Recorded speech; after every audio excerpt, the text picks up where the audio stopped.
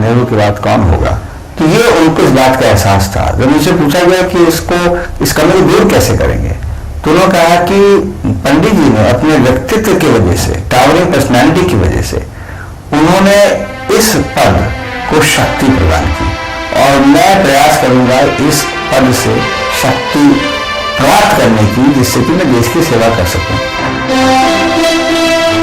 2 अक्टूबर 1904 के दिन काशी के पास मुगल सराय में जन्मे लाल बहादुर का पूरा व्यक्तित्व ही गांधीवाद का जीता जागता स्वरूप था। उनकी सादगी बात होती जानते थे, आम आदमी को उससे बड़ा भरोसा हो जाता था कि हमारे जैसे है। पिता की छत्र छाया बचपन में ही छिन गई थी। विधवा मां के साथ ननिहाल चले गए, वहीं पर परवरिश हुई। 1921 में जब स्वतंत्रता आंदोलन में कूद पड़े तो निष्ठा और दृढ़ता के प्रमाण मिलते चले गए। 17 वर्ष की आयु से स्वाधीनता तक लगभग 9 साल जेल में काटे। रहीमन हीरा तक कहे लाख टका मेरो मोल। पार्टी कार्य में उनकी निष्ठा से प्रभावित होकर नेहरू ने लाल बहादुर शास्त्री को रेल मंत्री नियुक्त किया, परंतु 1953 में घटी एक रेल दुर्घटना की नैतिक जिम्मेदारी लेते हुए शास्त्री जी ने मंत्रालय से इस्तीफा दे दिया। उन्होंने इस्तीफा देकर राजनीति में नए मूल्यों की स्थापना की। नेहरू जी के मंत्रिमंडल में कई विशिष्ट पदों पर अपनी छाप छोड़ते हुए वे गृह मंत्री नियुक्त हुए। 9 जून 1964 पंडित नेहरू के निधन के बाद स्वयं पंडित नेहरू के चहेते लाल बहादुर शास्त्री ने भारत के दूसरे प्रधानमंत्री का पदभार संभाला। कुल 4 शब्दों में उस मृदुभाषी व्यक्ति ने देश को एक नारा दिया, जय जवान जय किसान। उन्होंने उस समय इस बात का एहसास कर लिया था, देश के अंदर हमें अपने जो भंडार है अनाज के उन्हें पूरा भर देना है, और एक जो भारत के गौरव और गरिमा को देश विश्व में खड़ा कर देना है, वो अगर संभव है तो जवानों और किसानों की जय जयकार करने से ही है। Shastri, Prime Minister of India, speaking on Independence Day 1965.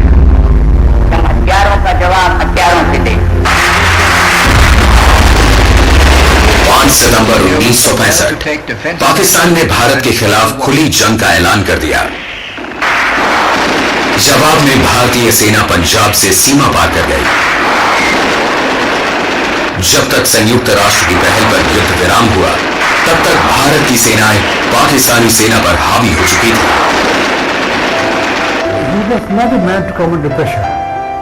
वो किसी के दबाव में आने वाले व्यक्ति नहीं थे।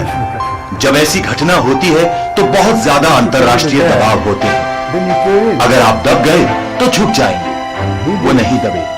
लेकिन फिर शायद दोनों देशों की भलाई सोचकर वो युद्ध विराम पर राजी हो गए। 10 जनवरी 1966 ताशकंद। जिन आदर्शों के नैतिक बल का मजा वो पाकिस्तान को चखा चुके थे, आज उन्हीं आदर्शों की उदारता से उन्होंने समझौते के कागजात पर दस्तखत कर दिए।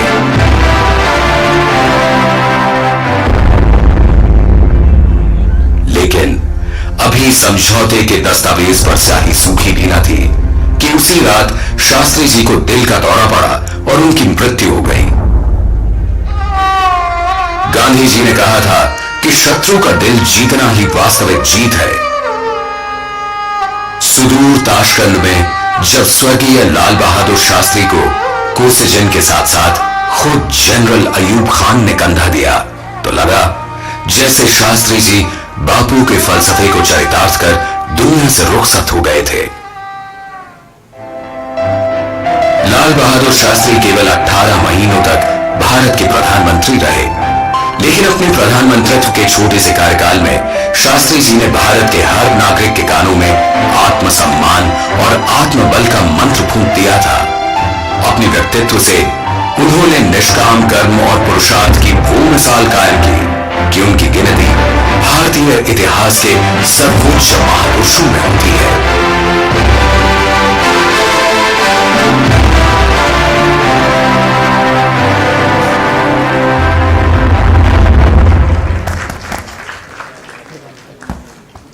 We are fortunate to have eminent personalities from various areas with us today. Following the tradition of LBSIM, we would like to invite our chief guest, Shri Santosh Kumar Mohanty, our guest of honor, Ms. Supriya Devasthali, our keynote speaker, Dr. Ashok Haldia, Dr. Praveen Gupta, Director, LBSIM, Dr. G.L. Sharma, Chief Advisor, Dr. Pankaj Vashne, Finance Summit Convener, Colonel Ajay Sood, Chief Administrative Officer, and Ms. Shubhangi Gupta, President, Management Grid, to kindly light the ceremonial lamp and offer floral tributes to late Shri Lal Bahadur Shastri.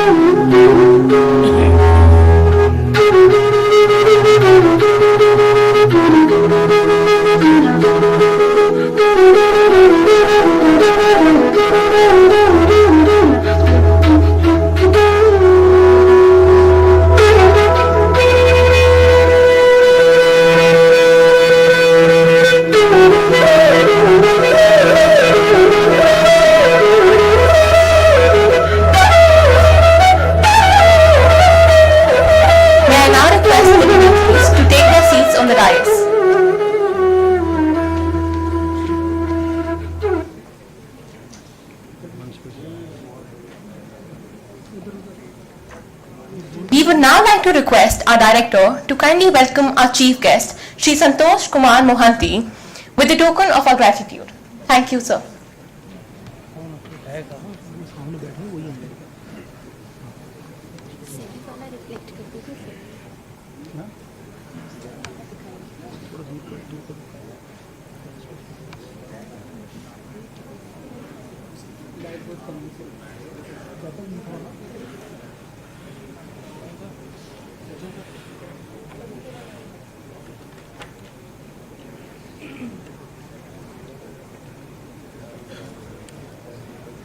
We now request Dr. Pankaj Vashne to kindly welcome our guest of honor, Ms. Supriya Devasthali, with a token of our gratitude.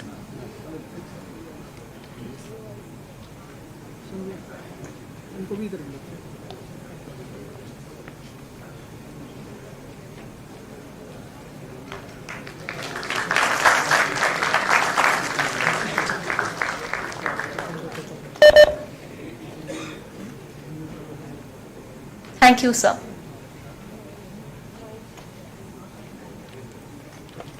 We would like to request our director to kindly welcome our chief guest, Shri Santosh Kumar Mohanty, with a token of our gratitude.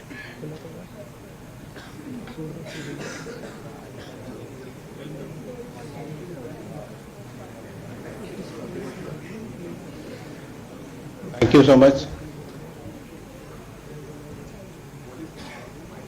Yeah, sure.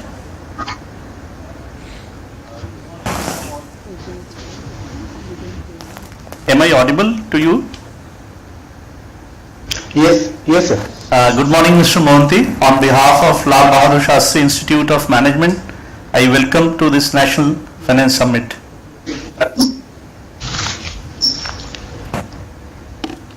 Thank you so much. We now request Dr. G.L. Sharma sir to kindly welcome our keynote speaker, Dr. Ashok Haldia, with a token of our gratitude.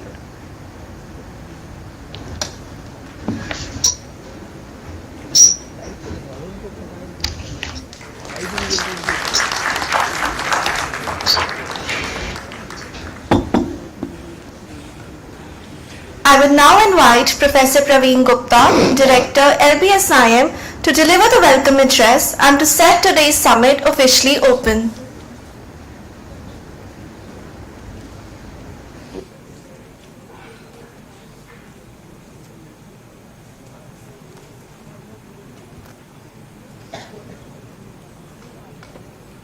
Good morning, everyone. Honorable Chief Guest for today's program, Shri S.K. Mohanty, full-time member, Securities and Exchange Board of India. Guest of honor, Ms. Supriya Devasthali, Director, DPIT, Government of India. Keynote address by Shri Ashok Haldia, former Secretary, ICAI. My colleagues, Dr. G.L. Sharma, Conference Convener, Dr. Pankaj Vashne, dignitaries, faculty colleagues, students of LBSIM, members of administration, FPM scholars, ladies and gentlemen. I welcome each one of you to this national summit titled Capital Markets, Issues and Innovations. I also acknowledge the blessings of our chairman, Shri Anil Shastri ji, who will be joining us during the course of the day. Here I would like to acknowledge the blessings from Chairperson SEBI, Ms. Madhvi Puri, who has given her concurrence, but due to official commitments she could not join today. And we would love to have her with us in another occasion. The Institute formally organizes various conferences based on different areas. The title, as discussed by my colleague Dr. Pankaj Vashne, Capital Markets, Issues and Challenges, and the day-long proceedings will surely give insight to all the students and lot of thoughts to ponder.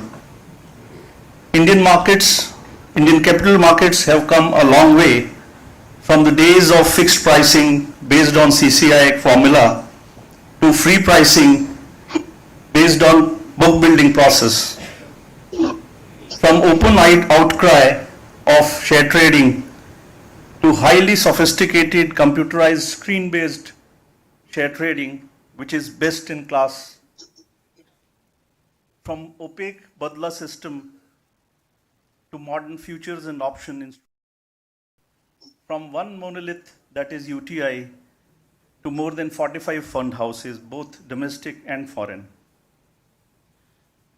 There are huge changes in terms of instruments, institutions, and processes, and which offers a very, very challenging, interesting, and optimistic markets for the entire world.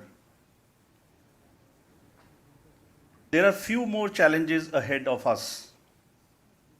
Issues like share pricing getting oversubscribed and the investors yet losing their investment when they get listed. Pricing of equities is an issue. The settlement cycle from T+2 to T+1, corporate governance, insider tradings, these are some issues which require discussions, deliberations, and policy change. We are very thankful to our panelists. The person from SEBI,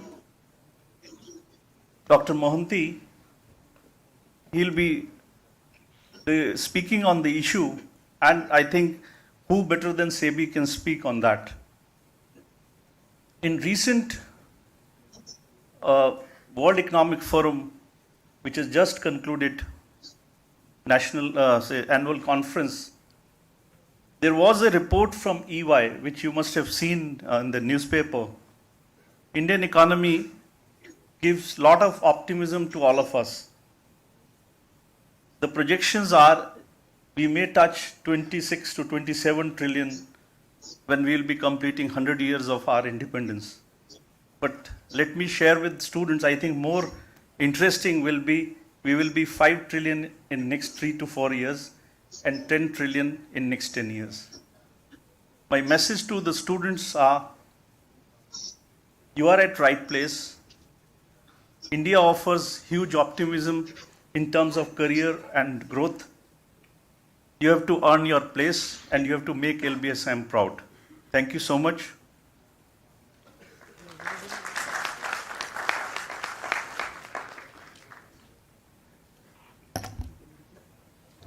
Thank you so much, sir, for such inspiring words. Moving forward, we would like to introduce our chief guest of the summit, Shri Santosh Kumar Mohanty. Sir took charge as whole-time member, Securities and Exchange Board of India in Mumbai since June 2018. Shri Mohanty belongs to the Indian Revenue Service 1991 batch. He looks after Corporation Finance Department, Office of International Affairs, regional offices and matters related to National Institute of Securities Market, General Services Department and Corporation Finance Investigation Department. Prior to taking charge as whole-time member, Shri Mohanty held the position of Executive Director, SEBI, on deputation. As Executive Director, he was in charge of the Commodity Derivatives, Market Regulation Department, Department of Debt and Hybrid Securities, and General Services Department. Prior to joining SEBI on deputation, Shri Mohanty served as Director at the erstwhile Forward Markets Commission, where he was in charge of the Market Policy and the Legal Affairs Division. Shri Mohanty is an MA in International Studies from GNU, New Delhi, and holds an LLB and PG Diploma in Securities Law from Mumbai University. Sir, we are extremely honored to have you here with us today. I request you to kindly deliver the inaugural address. Thank you for the kind introduction. The respected, esteemed guests on the dais, the intellectuals, the audience comprising students, and I believe other walks of life, some audience people have also joined this program. First of all, hearty congratulations to the Lal Bahadur Shastri Institute of Management for holding such a program completely dedicated to capital market. I think the college realizes, the institute realizes the importance of capital market in very well in today's context. The contribution of securities market to Indian economy, I think nobody can deny the huge contribution that we are making to this Indian economy. Today's topic is what I understand is I have to speak something about the innovative approaches that SEBI has been adopting over the last 5 to 6 years, which in fact some of the challenges also I'll be talking about in my brief address, which will be definitely some thoughts I can share with the audience for their discussion forward in the today's program. As all of us know that ever since SEBI was set up in 1992, after that a lot of landmark reforms have already taken place in this securities market, from as aptly stated in the beginning that from an open outcry system, now this market is completely, you can say, an innovative technology platform all around, be it the exchange, clearing corporations, depositories, exchange surveillance system, SEBI's own surveillance system, the kind of discount brokerages that have emerged over the years, as intermediaries, technology and innovation, they are the sole motto of this entire market right now.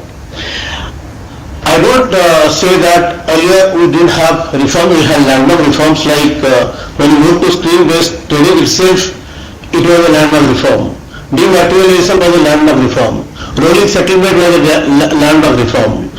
Establishing the currency derivatives and derivatives trading in the exchange platform was a landmark reform. We had also commodity market coming into SEBI, that was also landmark reform. And on governance side, when Kotak Committee was set up in 2015, and pursuant to that, host of activities that we have taken, host of reforms that we have made to SEBI, LODR regulations, they are all landmark reform. But what we have seen over the years is that the technology as a big disruptor has caused reforms both within SEBI and outside SEBI in the entire landscape of securities market. But before I come to the technology innovation part and some of the issues and challenges that SEBI is facing, so that there can be thought-provoking items for discussion throughout the day, let's have some good statistics and some positive vibes, good feelings about the securities market that over the year this development has occurred. I think students must have taken note of the development. Nevertheless, there is no problem in sharing some of the data points, which definitely will make all of us proud of securities market, and we are much more confident and comfortable about the progress that we have made so far. So over the last 5 years, companies including many SMEs and REITs in this together, they have raised not less than 54 lakhs crores of equity and debt capital from 2018 onwards. Equity market capitalization has increased roughly by 2.5 times. It was 74 lakh crore as of the end of 2017. Now it is 257.8 lakh crore as of the end of 2022. All of us know that asset under management of the mutual funds, they have tremendously grown over the years, which was barely 8.2 lakh crore in 2017. It has grown up to 40 lakh crore right now. The number of Demat accounts, as all of us know that during COVID time, exponential growth in number of Demat accounts has happened, and as expected by all of us, it has really increased by more than 4 times. From barely 2.2 crores in 2017, it has become 10.8 crore right now. This shows the level of financial inclusion, the level of confidence people, retail investors have shown in this market, and they have joined in big numbers to this capital market. Mutual fund folios, they have also increased from 4 crore to more than 14 crore right now. And India's weightage in MSCI Emerging Market Index, which is one of the best landmark development I must share with you, has increased from 7.7% to 14.4%, which is definitely a tremendous growth. Of course, it comes with a little bit of caution, because China is now little out of favor of these foreign investors and all that, and this MSCI India's weightage has increased, maybe out when the China forsakes its own COVID policy and comes out a little open and opens up its market to outsiders, maybe this weightage will reduce, but nevertheless this is a very big achievement as far as capital market of India is concerned in the eyes of the domestic foreign players and foreign index providers. Market capitalization, as I said, has increased by 120% in the last 5 years. And definitely all of us know that Nifty over the last 20 years, if I can say so, has grown at a CAGR rate of 11.82%, which definitely leaps all other indexes all over the world by a huge margin. I have not seen more than 4% growth in any of the indexes all over the world in any other jurisdiction so far.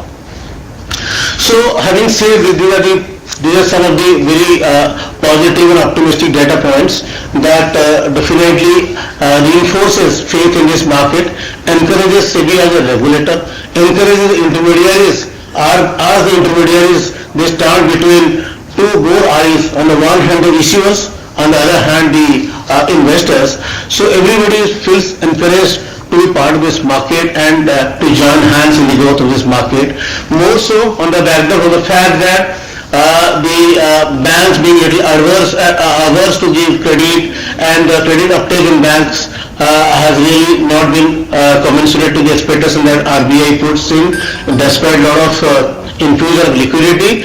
So people, the issuers are more and more coming to this market for raising fund, be it through debt, be it through equity, rights issue, preferential issues, and QIPs, whatever modes available to them.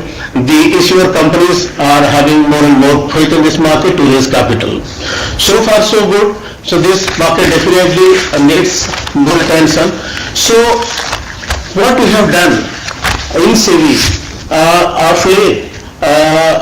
over the last 4-5 years that I can share with the students here, that technology, surveillance, and as much as possible real-time database solutions to whatever problem comes our way, that is our motto here. To begin with, all of us know that earlier this market supervision used to happen, the inspection through inspections. Inspections used to again happen through very sample-based intermediaries being picked up during a year, and the SEBI officials or the exchange officials used to visit physically the offices of the intermediary to collect data on a sample basis again, and to find out if there is any regulatory violations or breaches have been committed by them. Now that doesn't solve the problem at all, because you go and do postmortem after certain things, certain violations have been committed. Now what we are trying to do in SEBI is that we are trying to maximize leveraging of technology so as to ensure that data points of various parameters of our regulatory supervision are available on a day-to-day basis with us, and we run our algorithm on those data points over about 70, 80, 90 depending on the intermediary. We generate our alerts, and based on that, depending upon the necessity, we go on a sample basis to the premises of the intermediaries for inspection. So as a result, what's happening, first thing, this real-time database supervision, which we are trying to put in place, this RegTech and SupTech in a big way, is causing a lot of deterrence. And number two, whenever we are finding something, some fault, within a day or two, let's say within a matter of 3 to 4 weeks, we are able to curb it, and we are preventing it from further deteriorating the violations that the intermediary might have committed. In mutual fund area, this has already been live. In other inspections of other intermediaries, there is a work in progress going on. So more and more, we will rely on off-site monitoring on a daily basis, completely data-driven, completely algorithm-driven, completely alerts-driven, and whenever necessary we will go physically there, so that we can optimally use our manpower resources for monitoring not the sample but all of the intermediaries with a quick span of time. This is one disruption of technology. It was not possible earlier. It is just because of technology that we are able to talk about and achieve this kind of scale of supervision on a very frequent and very wide basis on all the intermediaries that we are having regulatory oversight on. Similarly, I think one of the most important development over the last couple of years has happened about, I think the students or the professors and the faculty must have heard about place-replace mechanism that we have put in place. So earlier what used to happen, the broker is to take the securities of the clients upfront to put them in a pool account that pool account is a demat account standing in the name of the broker itself, and the broker was taking a power of attorney and authorization in any other manner, then the broker was to become the beneficial owner. And then what is to happen is Peter Paul Prolan, my shares were being used by the broker to satisfy the collateral requirement and margin requirement of another client, and the other clients are being used for some other person's thing, and this misappropriation of securities was a very common factor. Whenever you used to go for inspection, you used to find that has completely been come again through the technological means, because now we have created the place mechanism. The client simply has to sign a document called margin place with the depository. Depository will keep the scripts under hold, under place only, earmark it for place. It will not move out of the depository's account to the broker's account. Broker in turn will again replace that share in favor of the clearing corporation. Whenever my payout time comes only, I have to raise with a two-factor authentication that yes, my shares can be given to the clearing corporation as a payout, and whenever it is I don't have to, I have squared off, I don't have to, then the place is released automatically. So the share is not going out of my demat account and sitting in the account of a broker or any intermediary for the possibility of being misappropriated or misused. So that is, I think, one of the biggest achievement we have done over the last 2 years, innovative solutions to the perpetual problem of misappropriation of securities and shares given by the clients to the brokers. Similarly, now we are in the process of doing blocking and unblocking of funds. See, the clients pay margin money or collateral in two forms, cash and securities. Securities part is taken care of. Now the funds part have to be taken care of. So the funds also will sit in your bank account. It will not move out like features we are going to invent into this entire process, so that whenever the client wants to give the pay in terms of the cash, or they have to pay money for buying shares, then they have to release the fund from the bank account with his own consent only. It is not going to go out and sit in the broker's bank account and he churns that money again in his own interest and earns interest or whatever he may put in overnight funds or any liquid funds just for earning some money, extra money out of that. So these are the two major things. One has already happened, the other one is going to happen. I believe in the interest of the investors, these are certainly two very good important developments that we have achieved in the last, one already has been achieved in the last 2 years, the other one is in work in progress. I think the eKYC also another good thing that has happened during COVID times. People can register themselves as a demat account holder sitting in the comforts of their home, and this is what has happened. A lot of professionals sitting at home, working from home and having a lot of surplus money they wanted to invest, but I think this eKYC KYC has facilitated a great way to these people, and that's why we are seeing this massive upsurge in demat account in securities market.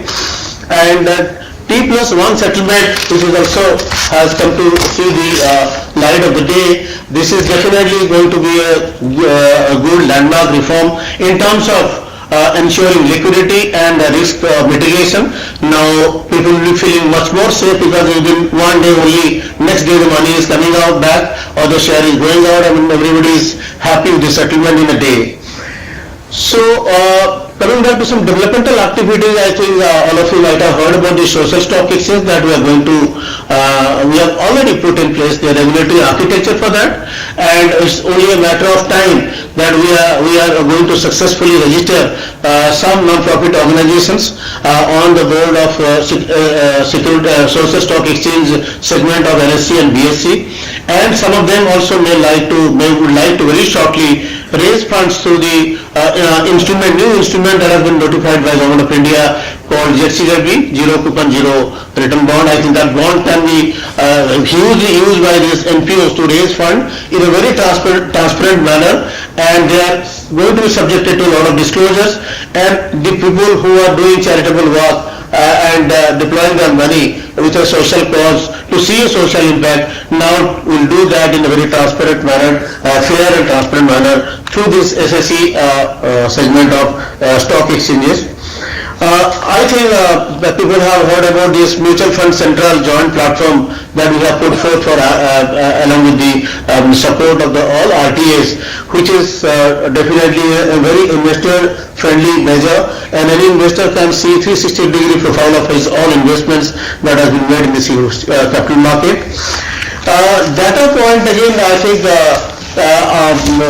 one thing we have done, we have a market data advisory committee through which we are getting a lot of support to ensure that the data point, see all of us are now overburdened with information, lot of corporate filings happening. So we are trying to put in a uniform homogeneous structure to all the corporate filings, be financial and non-financial, on the stock exchanges. As far as financial filings are concerned, they have all been converted into XBRL RL format, and everybody is now happy because this is going to be definitely a big plus point for our data analytics, those people who are doing data analytics and all other people who are watching closely the securities market for their analysis and modeling, and they can do a lot of maneuvering with those data.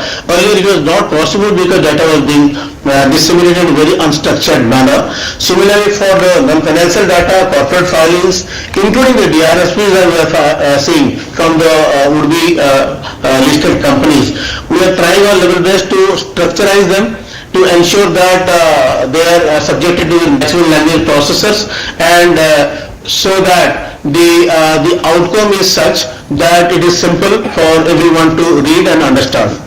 So data point, that is something we are trying to do. I think this is one focus point I would like to highlight before you.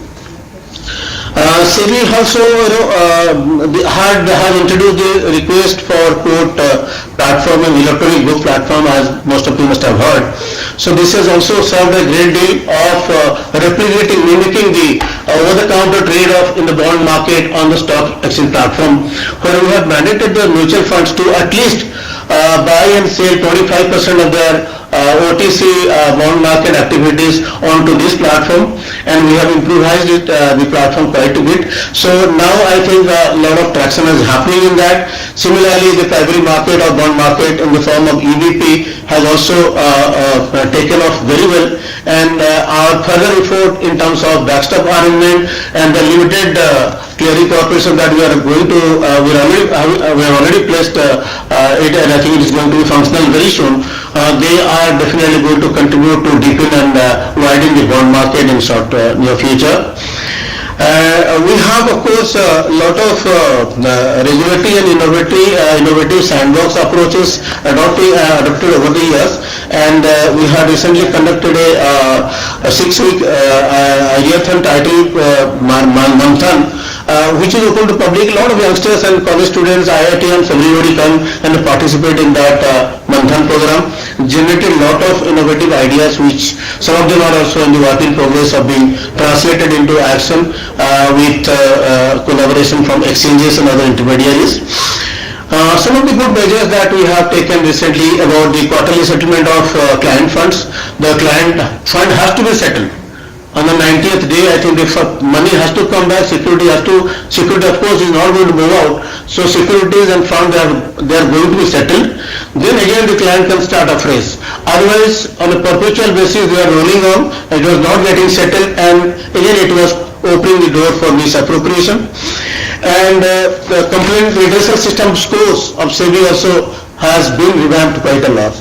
So I'm not taking much time. All that we are saying, we have quite vigorously adopted private cloud, data lake, machine learning, AI, and to do all that possible for a regulatory action. Our surveillance system engages best of the tools available in the world, and so as to detect all connections, traceability, and whatever mischief is happening. I think we get thousands of alerts a month on insider trading and front trading, etc. And you must have seen a lot of action we are taking against those people. The last point I just try to leave with is about the challenges that we are facing about the social media influencers, the YouTubers, those people who are coming and promising a lot. that I'm going to give this return and that return, and again they are doing front-running activities, be it media, some anchors, be it YouTubers, be it all those encrypted messages, vanishing messages through telegrams, WhatsApp and all that. So this is a challenge, it's a technological challenge as well as a ethical challenge that these people have created before the regulator and exchanges alike, and this is definitely being tackled. Technology violations are being tackled technologically. Nevertheless, I think some regulatory amendments are required, because insider trading, if the judiciary system expects SEBI to get direct access to the direct evidence to the fact that the tipper has given ticket to the person for doing insider trading, it's not possible. These things happen in the most private domain of their lives, and we don't know when and how they pass it on. And if they pass it on to WhatsApp and Telegram, all over they are vanishing encrypted messages. So there has to be definitely weightage given to preponderance of probability and circumstantial evidence, or there has to be given a certain amount of weightage to the abnormal way the people have traded. Why every quarterly results are before? Some people trade in a very peculiar manner, and they have not traded in the script earlier. Suddenly around when the quarterly closing time comes, lot of spikes in trading happens. So we find that, but when we try to establish the traders and the company insiders, it's very difficult to do that. So then on the basis of the unusual trade pattern, if you try to link it as a insider trading, sometimes it doesn't stand the test of law. So those kind of issues we are grappling with. Similarly, front running, people are taking a position previous day and then trying to encourage their followers through Telegram or WhatsApp to take to go for the script, and the moment it moves by few rupees, they again then square it off and take a lot of profit, and the others are left in the lurch. So this technology, particularly this social media, this is a cause of concern. Latest another cause of concern, I think the intellectuals who are going to be on panel and discussing about the rapid rise of mule accounts. Everybody uses mule accounts. So mule accounts is an account which is completely Benami account, and then you can't link at all that account to me. And nevertheless, I do all the trading in that in those mule accounts and get away from the law. So again, connecting me to as a culprit or a violator to those mule accounts, this is a big challenge for SEBI's investigation surveillance. And no matter how much technology we have in place to maintain and to trace some of the connectivity and geo-tagging, all sorts of do telecom service providers also help out a lot to SEBI to find out where these two persons are there, when they met and all. We do all sorts of vigilance through latest sophisticated technology. Nevertheless, these mule accounts, this front-running, insider trading, access to direct evidence because of this technology is a big challenge for us. With that, I think I've taken quite a bit of time, so I'll just leave it at that. Thank you, you all, for your patient listening. Happy New Year to all of you. I'm wishing all the best to the institute for the great future ahead. I'm wishing all the best to the students also for their great future ahead. Thanks a lot.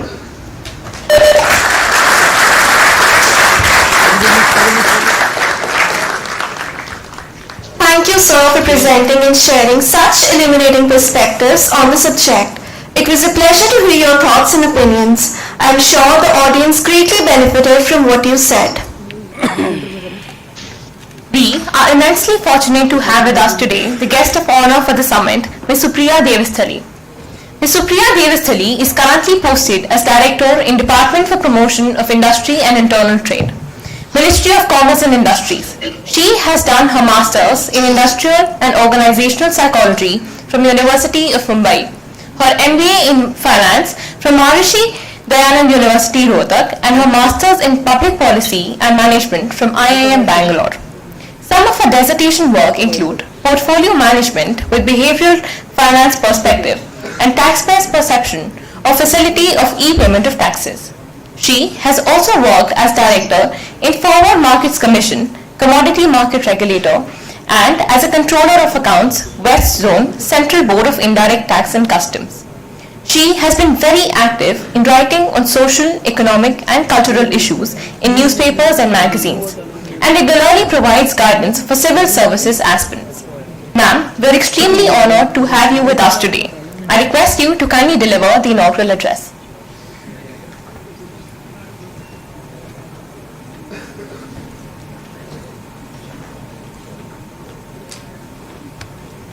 Good morning, everybody. Whole-time member of SEBI, Santosh Kumar Mohanty. It is indeed my pleasure to be on the same platform as Mohanty sir, because I have worked with him for 3 years in the commodity markets regulator, and I do have fond memories of the working with the commodity markets regulator. The director of the LBSIM, Shri Gupta, Mr. Pankaj Vashne, my colleague speaker, Mr. Ashok Haldia, and Mr. JL Sharma, the faculty of LBSIM, and dear students.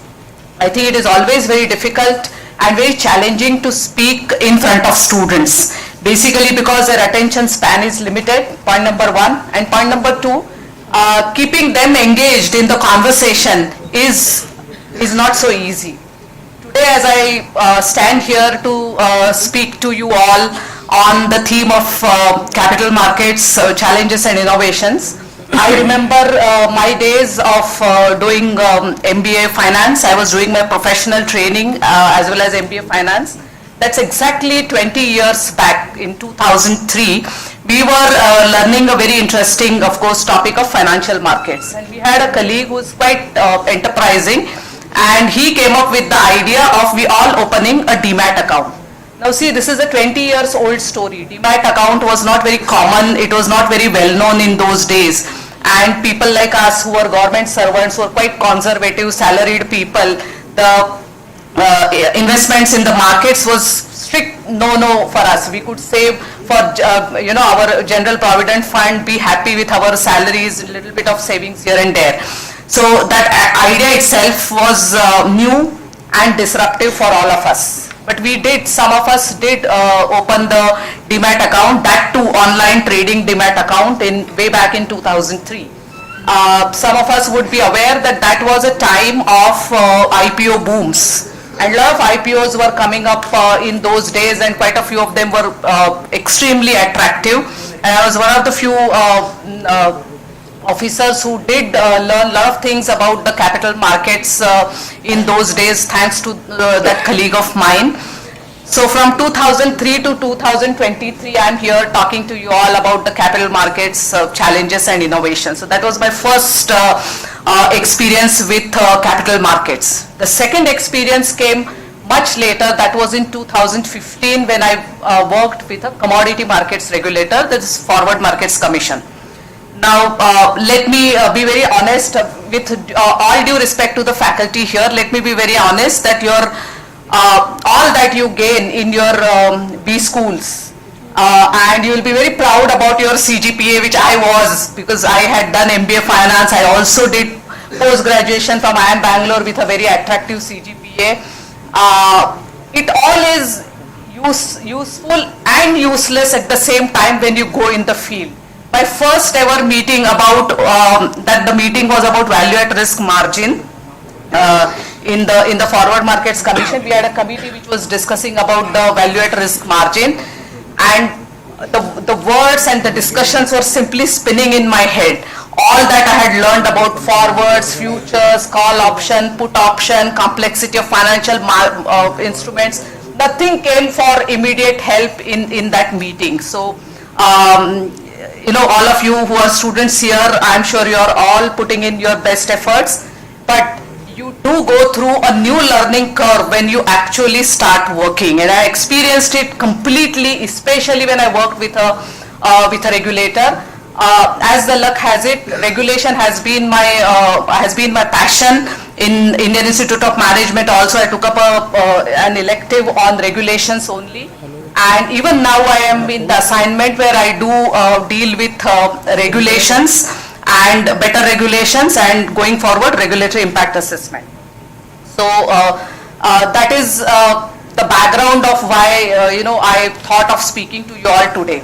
Now when I was invited to be here speaking to you all, I was thinking, why am I being called? Because I don't really have a first-hand experience of having worked in capital markets or anything related to capital markets. but I understand that I work for Government of India, that too for the Ministry of Commerce and Industry, where one of our mandates, one of our objectives is to further the vision of Honorable Prime Minister of having Atmanirbhar Bharat and Vikasit Bharat. The director of the institute mentioned about the 5 trillion economy dream that the Prime Minister has put forward for all the citizens. I think in order to achieve this dream, in order to make it a reality, in order to ensure that the India is a developed nation in the near future, what we need is boost to manufacturing activity, boost to the service sector, and this requires capital formation. Long-term capital formation, long-term capital availability is something which is very, very important for the economy to progress, for the economy to go ahead, and I feel that is the reason why I was invited to speak to you all over here today. Now, since I work with the Government of India and some of the flagship schemes of the Government of India are being encouraged by the very department where I am working, you all may be knowing about the Startup India initiative. Some of you may have also heard about the PLI scheme, which is a production linked incentive scheme, and this scheme has been announced for some important, about 14 important sectors of the economy. All these initiatives of Government of India underline government's commitment to boost manufacturing activity, to boost the service sector in the country. So the next step in this entire exercise is to make the capital available for these manufacturing or the service industries, which is still a challenge. It is not so easy to raise the capital. The participation in capital markets is not so easy, and that can be encouraged only by certain ways. Now, what are those certain ways? If I have to put a theoretical answer, it is the innovation, it is the technology. But let's try to understand how can one really do it. Let us look at us as investors. We all come from a specific socio-economic background. We all think about our future. We all think about our future security. But how much of our portfolio, now the students may not be into investment, but rest of us who are working for a substantial period of time, how much of our investment portfolio goes into capital markets? Let's ask this question to ourselves. And the answer may not be very encouraging. It may be just kind of, some kind of a satisfactory kind of an answer, but it may not be a very encouraging answer. And that is what takes us to the fact that the participation in capital markets is not wide, it is not diversified. And the challenge for the policy makers like us is how do we encourage this participation in capital markets? How do we get the funds necessary to boost economic activity in the country or in the economy? Now, a country like India, we are for a long time we are being called as a developing country. Yeah, we have countries which have more developed capital markets, but they are not as developed as India. So there are some striking examples of countries in Africa. Now the fact that a middle income country faces is because the people have limited income, or maybe there is a substantial section of the population which has low income. Their propensity for investment is very limited because the immediate needs have to be met with the limited income that the population has. Now once those immediate needs are met, maybe they start thinking about the future. Now the funds or the money that they have for investments is limited. So naturally there is a tendency to be risk averse. There is a tendency to invest that limited money in the instruments which are far safer. Now some of you maybe would have heard from your parents or from from elderly people about something called as fixed deposits. In India, we have been very fond of fixed deposits because that's a very safe way of saving your money. But let's look at the interest rates on fixed deposits. Maybe I'm not very sure, maybe about 6 to 7% now, not exactly, but somewhere around that. But why do we still invest? Why a substantial part of income of previous generations has gone into that? Because we feel it is safe. Our money is not going to go anywhere. Now the challenge that the capital markets and the capital markets ecosystem has is to provide alternatives to this. Maybe the debt markets. Debt markets could possibly be a more attractive option for more attractive alternative for fixed deposits.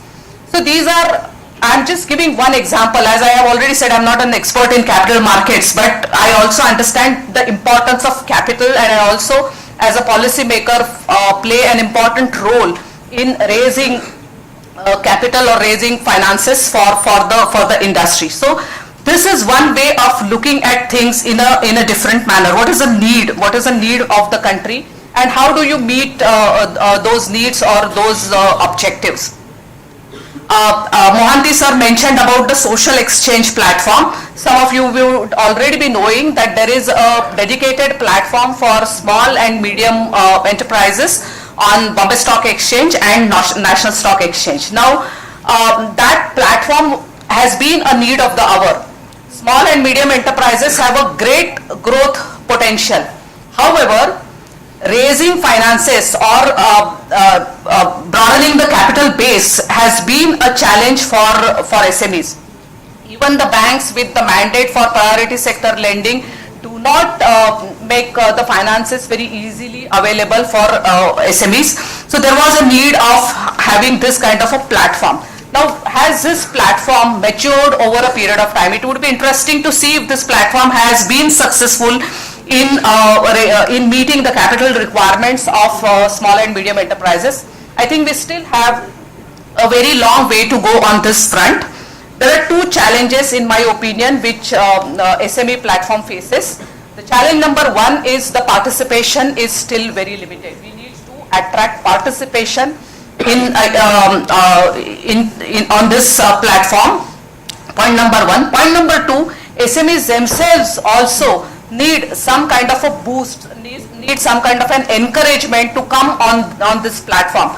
I deal with a lot of SMEs as part of my work in terms of their issues, in terms of the policies that are framed for them. And I understand that many of those SMEs themselves are not aware about this exchange platform. So if they don't know what is available for them, how are they going to make use of it? So creating awareness, generating awareness among the players in the ecosystem is also very, very important. If the SMEs know that there is way of raising capital, there is probably an easier and maybe sometimes cheaper way of raising capital, they are likely to make use of it. So the capital markets ecosystem has the challenge of making this platform more vibrant, making finances easily available to SMEs. Now, as we all know, the costs in IPO are prohibitively exorbitant. It is not it is not easy to go public, and that too for SMEs would be even more painful challenge. So the capital markets ecosystem also needs to look into this aspect of making it cheaper for the SMEs to widen their capital base. Even the investors, like say, even the common investors like you and me would possibly be interested in investing our limited income in these options, but that would be only when I have some kind of a assurance about the safety and security, when I know that the instrument in which I am investing gives me a judicious mix of risk and returns. So this brings me to the next point, that is about the innovations. As we know that financial markets are perhaps one of the most resilient markets globally. A lot of innovations keep happening in these markets, lots of instruments keep coming up. However, the challenge is to ensure, as I have already said, the risk and return ratio, which is something which would also attract more participation. Now we keep talking about technology. We all use technology in multiple ways and for multiple requirements of ours. But the use of technology in an effective manner is perhaps a more important challenge than anything else. The pandemic raised or maybe posed some new challenges. During the pandemic times, we all are aware that a lot of remote access was given by businesses to their activities. This has widened the risk canvas for businesses, for companies. And cyber security breach, compliance related risks have become an important challenge for all the businesses, and these challenges can be met only through technology. And making use of this technology for these purposes would be something which is going to be a continuous challenge for years to come for the capital markets ecosystem. I was going through some of the news articles, news items when I wanted to speak about this, and I came across the National Security Exchange.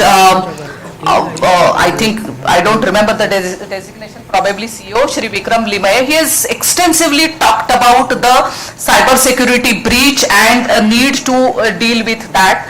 So in my opinion, technology is the only solution provider for this particular issue. As I said right in the beginning, that I do understand that the attention span is very limited, so I wouldn't take much of your time. I would like to put a very small point for the consideration of all the students over here. You would have maybe you would have studied that in last few years the savings rate or the gross savings rate for India has come down. We have about maybe 23-25% of the gross savings rate, and it is much less than some of the comparable economies. It is perhaps very important to introspect, and the introspection has to be by the market regulators, introspection has to be by the policy makers as to why this is happening. That too in a country which is in need of spending a lot of money on development, on the issues like climate change. Now, can we look at multiple options of involving more participation in the capital markets?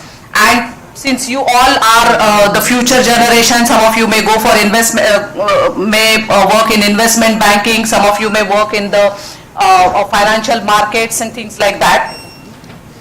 It is time for us to think differently. As I said that we need to spend a lot of money on development. I come from the government, I know we need to spend on health, we need to spend on infrastructure, we need to spend on education, we need to spend on research and development, and the government finances or government giving grants, government giving funds for this is not sufficient. That model has not proved to be very successful over a period of time. So we need to look at multiple easy, convenient options for raising capital. And capital requirements, traditionally speaking, have been in certain areas, but we also have other more pertinent challenges like climate change. If some of you go through the IMF report, which was it is the country specific report which is published by them, which was published sometime in November or December 2022. They have talked about, in the context of the capital markets for India, they have talked about the India having a need to spend on climate change, and that would come only from the wider participation in the capital markets. The report also acknowledges India's commitment in development financing and the government's initiatives to raise finances in multiple manner. Last but not the least, some of you may already be in the area of startups, some of you may be thinking on those lines, and the capital requirements of the startups are an important challenge for this country and an important challenge for the capital markets. So I am leaving you with these thoughts of how can you encourage, how can you ensure wider and impressive encouraging capital formation for startups, for development financing, and for climate change. I am once again thankful to LBSIM for inviting me to be here and to be talking to you all. I always feel that it is my duty to leave youngsters with some ideas, with some thoughts. They will start sinking in, and maybe down the line after a few years, some of you would be making an important contribution to some of these areas. If one of you also, of all the students who are present here, gets into this, I think the objective of having this kind of a summit would be achieved. My best wishes with all of you for a great future. Thank you.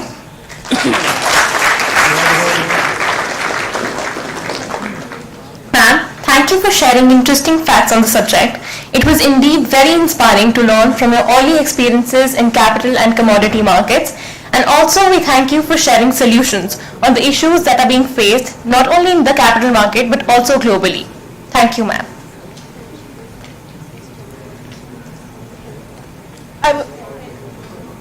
I would like to take this opportunity to introduce the keynote speaker for today's summit, Dr. Ashok Haldia. He is currently the chairman of IIIPI, a frontline regulator for insolvency professionals. His experience over last 35 years includes industrial finance and policy, enterprise and NBFC management, public sector and power sector policy, reforms and restructuring, infrastructure financing, accounting standard setting, company law and corporate governance, and risk management resource mobilization. He is a member of various national and international bodies such as ICAI, ICSI, FICCI, CII, ASSOCHAM, and international bodies like SAFA, UNCTAD, to name a few. He also headed an apex body of SALC and is highly recognized for services at national and international level. He has contributed to leading journals, national economic newspapers, and conferences. Earlier, he had been secretary of the Institute of Chartered Accountants of India, New Delhi, and MD and CEO of PTC India Financial Services Limited. Sir, we are extremely honored to have you with us today. I request you to kindly address the audience.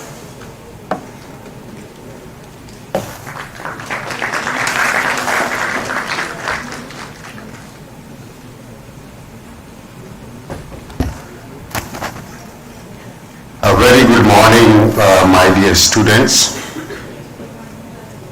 Ms. Devasthili, Mr. Gupta, Mr. Vashne, Mr. Sharma. Indeed a great pleasure to be here this morning. And when my friend Naveen rang me up for being here on Saturday morning, getting up too early in the morning from Noida and coming here,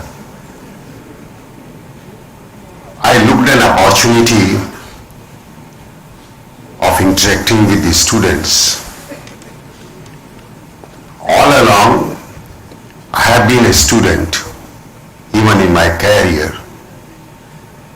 As a student, you learn a lot of good and bad things. Bad things are also good, because from bad things, you learn how not to repeat the bad things. The another reason was Mr. Lal Bahadur Shastri. We were young. He was my role model, or a role model of number of students like you. We adore him, we saluted him, and it was indeed a great pleasure to be here this morning. After Mr. Mohanty and Ms. Devasthili, very little left for me to talk about. Let me start with what Ms. Devasthili started. What we learn in the student's life, is that relevant when we pursue our career, and if yes, to what extent? All along my academic career and then in my professional career, I believe that the theoretical knowledge that you gain only gives you a wider horizon, a perspective, a vision, an ability to apply, nothing more and nothing beyond. So let me start today with what is that you must take out of this theme of the today's seminar, the capital market growth and innovation. Firstly, be innovative but with prudence, pragmatism. Be dynamic but with discipline. These are the core values that you must have in your heart. If you fly high and fly fast, believe me, you will fall faster. We have number of examples and history is full of such example. The recents have been the Harshad Mehta, maybe you not heard of, many of you were not born up. Mr. Ramalingam of Satyam, and even the many of the startups, unicorn that we see, what they are today and what may turn out to be in the near future. I was an adjunct professor in one of the leading management institution, and I used to tell the audience like you addressing that you get pocket money. If you don't get pocket money, tell your parents to give you 5,000 rupees as the lost money. Start investing into stock markets, equity, debt, mutual fund, whatever you want. And that's how you learn the niceties of the capital market, how it has developed. And I'm sure many of you might be doing, or maybe at least the family members of yours must be in one or other way engaged with the capital markets. I remember another management institution approached me if I can help them in setting up a fund, a shadow mutual fund for the benefit of the students. While there would be investment committee of that fund in the normal course, the students would be forming part of the investment committee. They would do the due diligence, they would brief the investment committee, they would be guided by the investment committee what should be done and what should not be done, and how the investment should be tracked. Mr. Mohanty said about the sandbox. I suggested them to approach to SEBI for the sandbox mechanism because the regulatory framework doesn't provide like this. That's how you can inculcate the habit of being a capital market. You cannot avoid in your life the capital markets. Be in your service, be in your business, be in your social sector, anything, any aspect of your career, you cannot avoid the capital markets, and therefore you have to learn it. The curriculum here gives you enough exposure to develop that fundamental basis and concept. As Ms. Devasthali was saying when she went to forward market, commodity market or forward market commissions, what she went through at IIM Bangalore in terms of futures and options helped him to at least understand, starting developing the depth of knowledge required for forward market commission. That's very important. So that's the thing. That's the point that I would like to make. You should take out of. Mr. Mohanty took you through in minute details where the capital market today is and what are the changes they have made into technology, governance, and the regulatory, institutional and regulatory framework.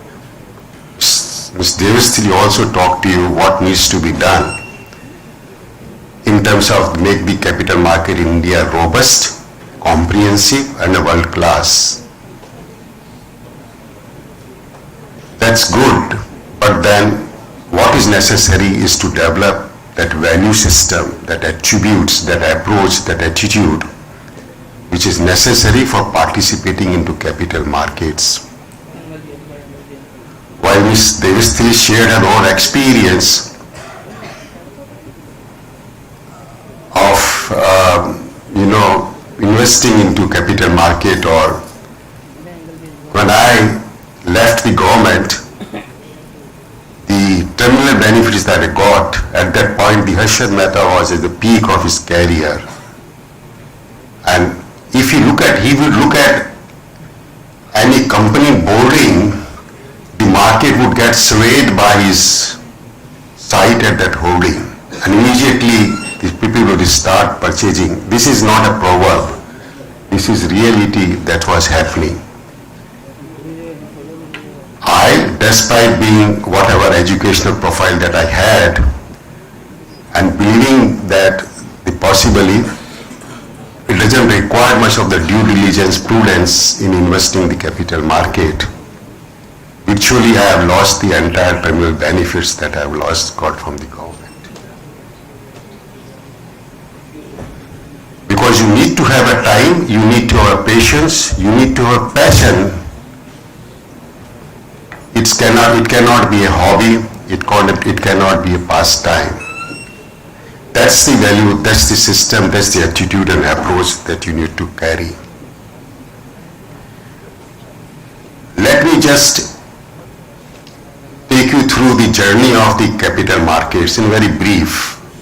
Where we were, where we are, where we should be, where we are heading towards, and what more needs to be done. And then lastly, about the debt market, which is virtually non-existent in India, and so important for resource mobilization for the corporate sector. And some of the left out areas which Ms. Devasthili pointed out, MSME, the social sector, and I would add to that the Islamic, mobilization of funds through the instruments which are akin to Islamic finance. Well, Islamic finance may be might rake up some sentiments among some people, but the principles of that, applying that, as to why 15% of India's population doesn't prefer to invest into banks or interest-bearing securities. They might have been having a religious taboos, but then the fact remains that while we say our capital market is mature, that money is lying hoarded into homes and houses of 15% of Indian population. I was a member of a Government of India committee on Hajj management reforms, and I suggested why that savings with them cannot be diverted or channelized through the principles of the Islamic finance, so they are motivated to invest, and that investment used to fund their pilgrimage rather than the government subsidizing and supporting. That's the challenge.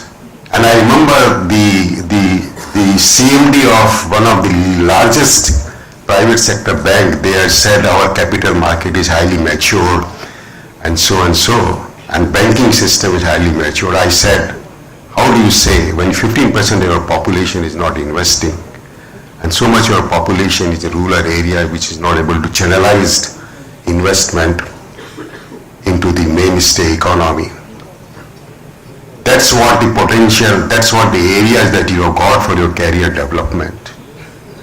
So let me take you through what we were. Today, you apply, you want to buy some shares, you have an app, you go to the site, within less than a minute you are able to buy, your money gets transferred, your security is transferred to Demat account.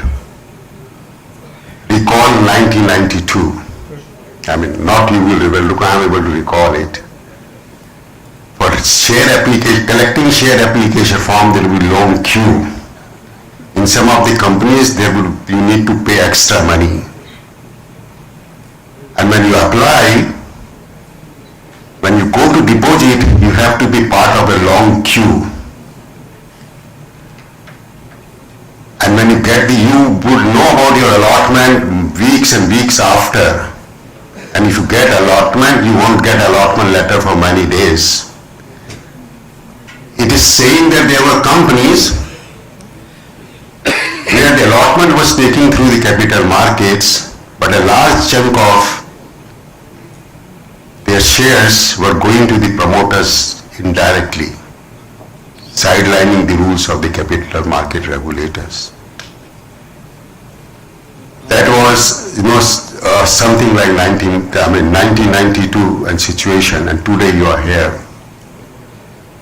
To that 1992, we have a market capitalization. You know what is market? I'm sure as an MBA student must be knowing market capitalization was 15 million US dollars. And what is today? 75 times more, $3.5 billion. I'm citing these figures not to develop a historical perspective to you, but to give you a future perspective. And where lies your future, where lies your role, and where lies challenges for you. I'll come to that, where we are going to be when you will be joining your careers and when you will be at the peak of your career. In 1992, we have a direct forward investment into the capital markets of $100 million. And what is that today? It is $82 trillion. 1/4 of the money coming into the capital markets is from the foreign direct investments. That's the potential of Indian economy. It is going, and that's the size of the capital market that is increasing. And confidence that the foreign institutional investors have in Indian economy. How it has happened? Because the enabling government environment. Today we have 37th ranking ease of doing business. If you want to set up a business, you can set up in a day. We used to have those old labor laws which are coming as hindrance to the industrial growth. They are all being transformed into 4 laws only. Of course, the government in the process of implementing those. How it has happened, I think Mr. Mohanty pointed out. I just how in some I will say why massive regulatory and governance reforms. You cannot have Harshad Mehta scam like anything now. There are scams. There are scams taking place on and often, and that would keep on happening at the recurring pace. There's no doubt, but not in the Harshad Mehta type. There is a focus of the government and every institution to reduce the bottlenecks in setting up industry, in running an industry and businesses, and mobilizing the capital. The governance is based on more and more new age technological architectures. Mr. Mohanty dealt at a great length what is the level of our technology platform and how it is important to upgrade that technology platform with what is happening globally, from T7 to T+7 to T+3 and T+3 to T+1. That cannot happen unless you have a state-of-art technology. Then, where are we going from here, and where is going to be the capital market in future? We are talking of 100th year of Indian economy or country in 2047. So what I talked to you about today, let's project it to 2047. We talked about next year or 2-3 years, $5 trillion economy. But let's see where we are going by the time you would be at the peak of your, or maybe at the peak of your career. The US economy today is US $30 billion. And the same time, if we grow and keeping the same pace, our market capitalization will be $16 billion, $60 trillion US dollar, with the annual growth of about 14%. The number of retail investors in US is 45%. So every one out of the two individuals are investing into the capital markets. So all the more it should appeal you going to your home and asking your parents to give you 5,000 rupees or motivating you to take that out of your pocket money and start investing. It is worth losing because the experience that you gain would be in thousands and lakhs of rupees. So if we had investors in India in 1992, today 7.47 crores only. In 2047, it would increase to 74 crores of Indian population would be investing into the capital market. Assets under management of mutual funds is to 50% of total market capitalization and into $13 trillion US dollar, 18% growth every year. Now, how this would happen? The various measures have been pointed out. I'm not going to detail, time doesn't permit me, I'll either move to shift to the bond market. But the MSME, which is the critical component of the Indian economy, has to be integrated to the capital markets. How do we do it? It's a challenge. It requires institution, it requires systems and processes, it requires developing that entrepreneurial cult into the small and medium enterprises, that they think of raising the resources.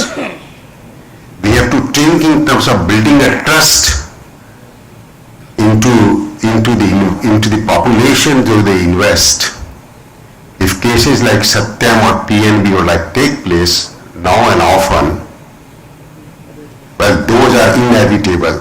Those would happen, that happen in US economy, that happens in UK economy. That would happen, is happening and would happen in India.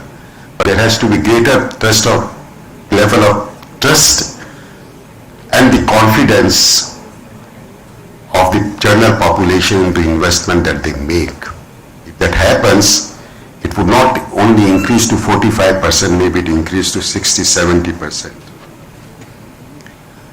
We need to have a social sector. Some of the large NGOs are bigger than some of the large corporate houses in India. And being an NGO doesn't mean that it should be it may be not profit making, but certainly it is not surplus making. You are expected to generate surplus to fuel your NGO activities. And for that, you need to approach to the social. Another important aspect is we have 8 lakh crores of stress assets. Do you have a funding mechanism available? Are there buyers to that assets? You go to US, you have junk bonds. Even a dustbin, you will find a buyer. At a price it is worth. And so is the case for the industry and the businesses. Do we have those bonds? We do not have. And result is, one of the reasons for a large amount of haircut for these stress assets is that we do not have the investors, we do not have instruments, we do not have market, we do not have financial products. All in all, you do is the bank loan. So a good bank loan is replacing the old bank loan. How far it is good or bad, I leave it to you. So let me just take you through the bond market. Very important. We talk about equity, we do not talk about bonds. Debt market. The large amount of funding comes from bond market rather than the capital market? And what are the resources for the debt, financial institution, insurance companies, pension funds? Why not the public at large? We raised $1.8 trillion in terms of bond market, including the government securities, out of which only about 6% is in the corporate bonds. So the corporates are not raising funds through the bond market. Why? Instruments are not available. The cost of raising is high. The institutions are not available to encourage. The government policies for ensuring the transparency into the bond market and also a conducive regulatory framework is absent. I'm not saying absent needs to be toned up. Mr. Mohanty pointed out what the government is doing, but it is too little, too late. And woefully, we have been saying this for decades and decades, that our bond market is in a dire state, but we are doing very little. Even the finance minister a couple of days ago about Indian economy said that she would be thinking in a great deal about the bonds market, the cost of compliance, the reducing hurdles. I hope sooner it takes place better. It is why it is not taking place.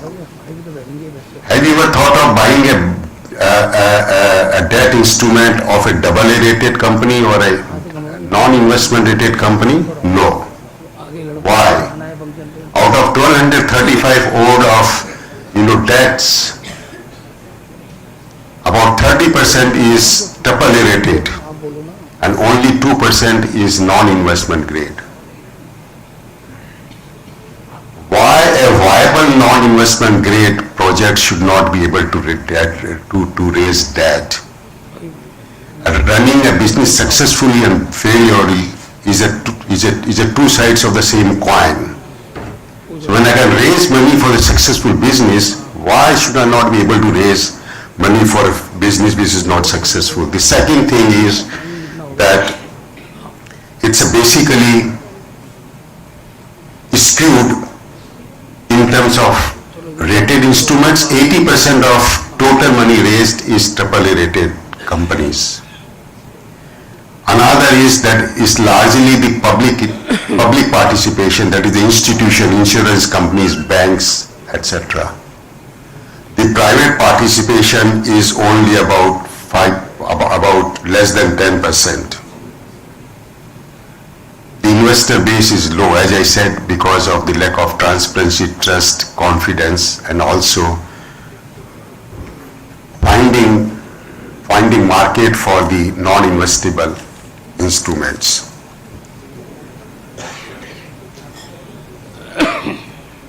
Now, what is that we need to do?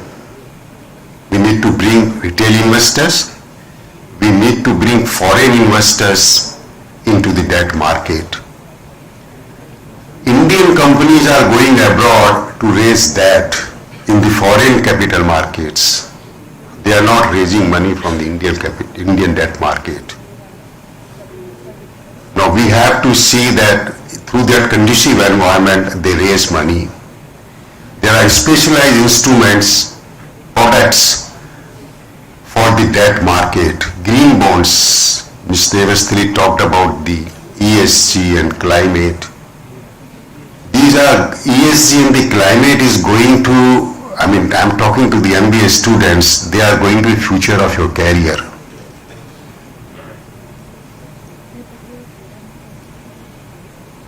We are not seeing the potential that the ESG, the concerns of the ESG and particularly the climate would have, and the investment it would require.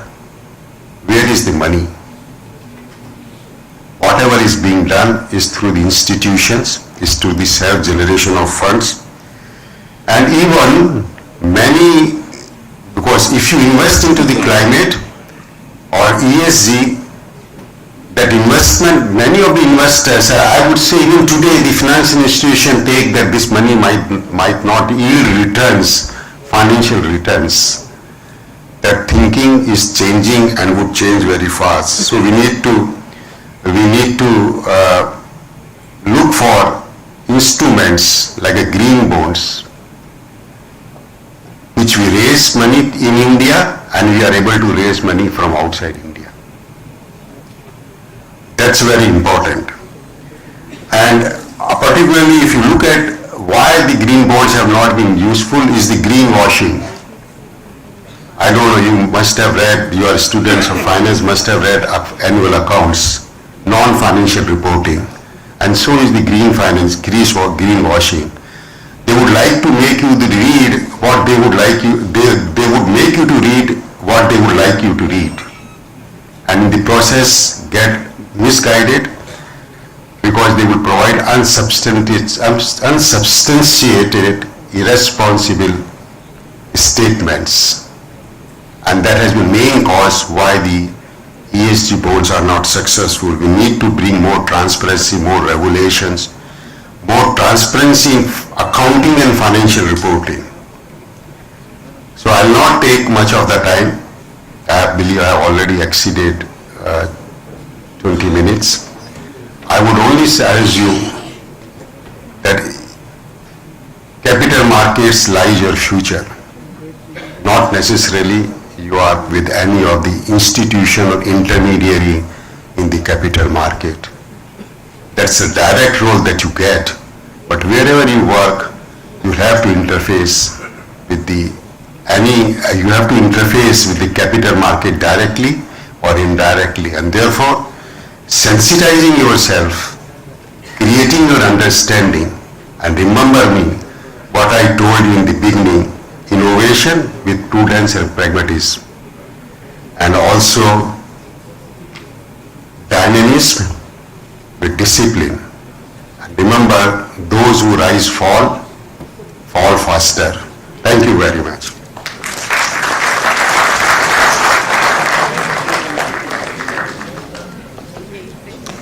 Thank you, sir, for sharing such great insights on the topic.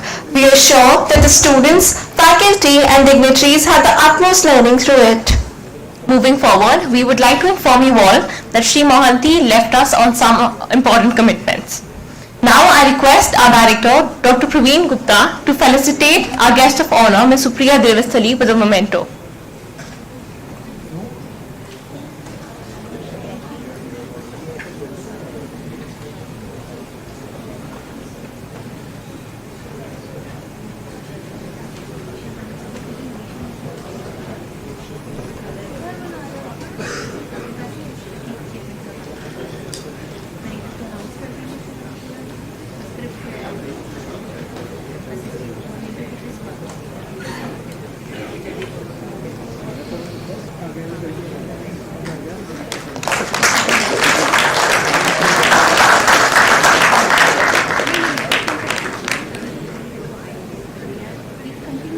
Thank you, sir.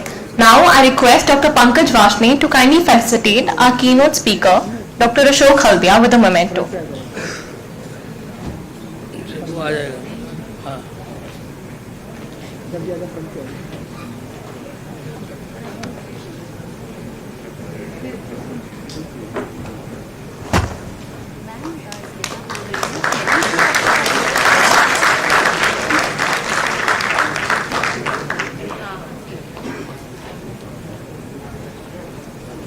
Now we request Dr. Pankaj Vashne, Finance Summit Convener, to give a word of thanks to our esteemed guests.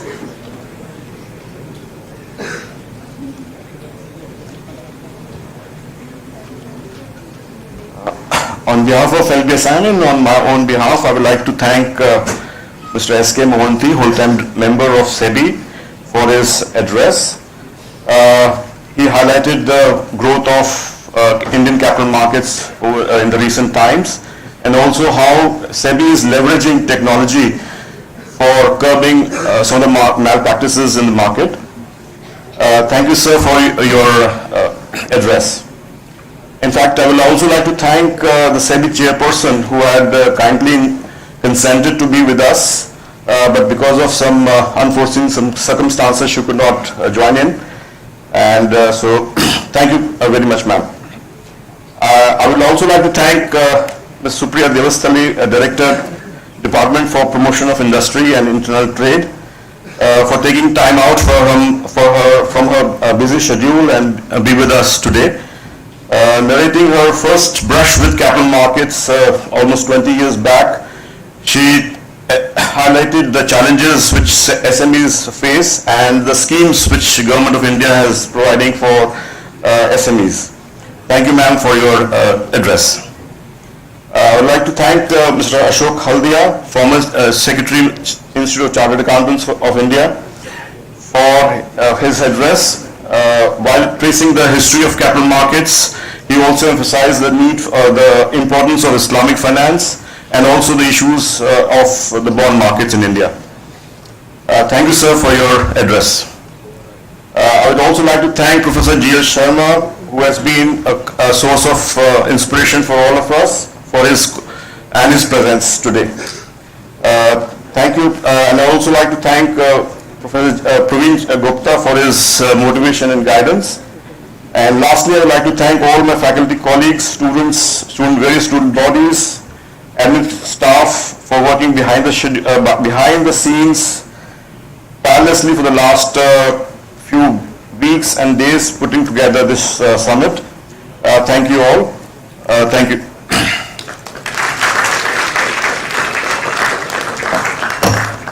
Thank you, sir. The finance area of LBSIM has two academic clubs named Nivesh and Finis. Both clubs are actively engaged in organizing guest lectures, workshops, and providing opportunities for live projects. It gives us immense pleasure to inform you all that we would be launching their annual publications on this platform today. To start with, I would like to request Colonel Ajay Sood, Chief Administrative Officer, to join the dignitaries on the dais.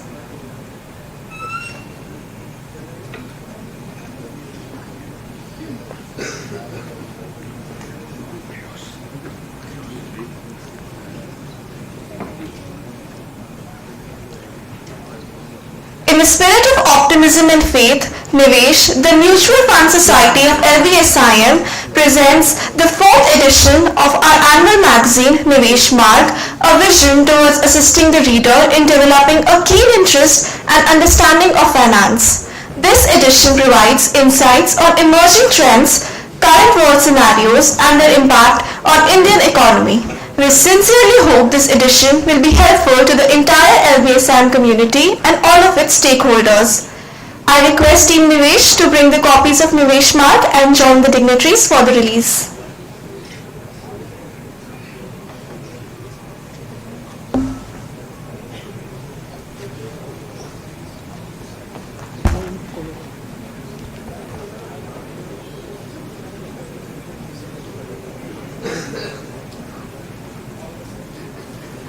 उसको बुलाओ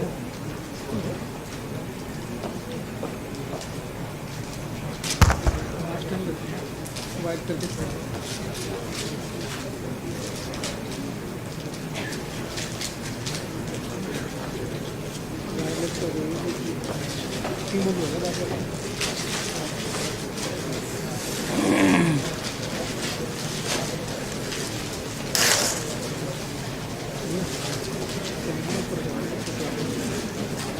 आएगा ये वो भी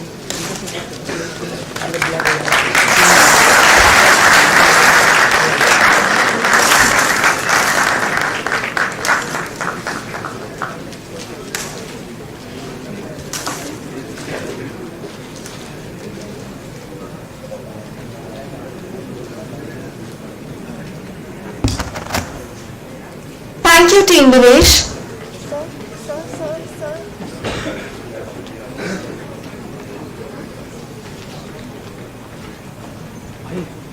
Future lies in tech. We have often heard it.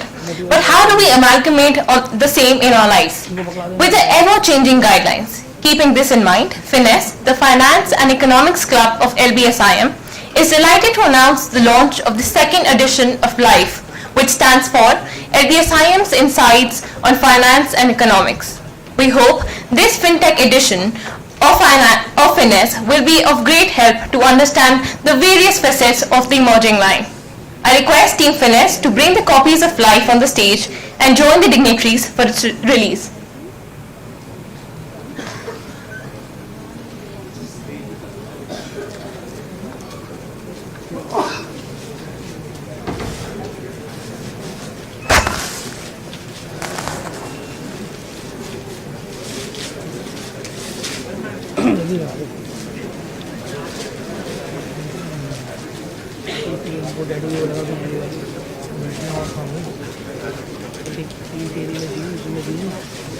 Device वाले में दूँ power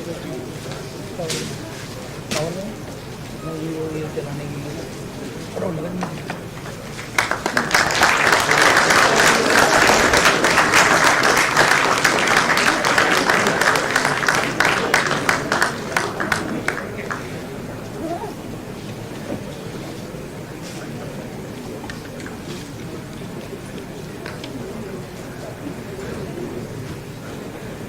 Thank you, Team Finesse. Now we invite all the finance faculty on the dais for a group photograph.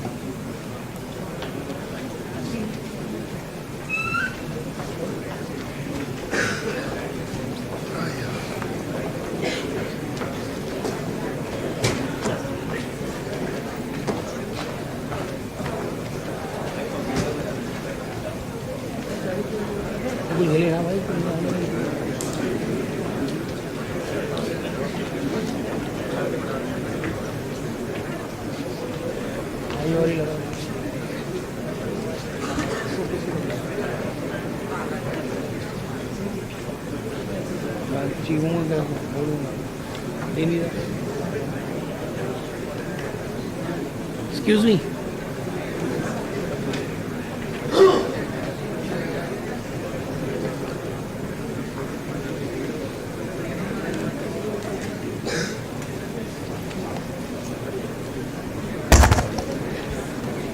With this, we come to the end of the inaugural session. I request all the dignitaries to kindly proceed for high tea. Others are requested to kindly remain seated till the dignitaries leave.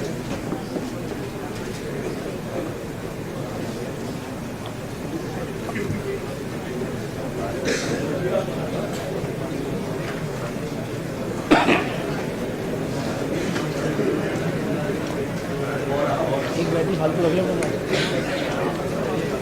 लगा दी battery लग गया दोनों हो रही है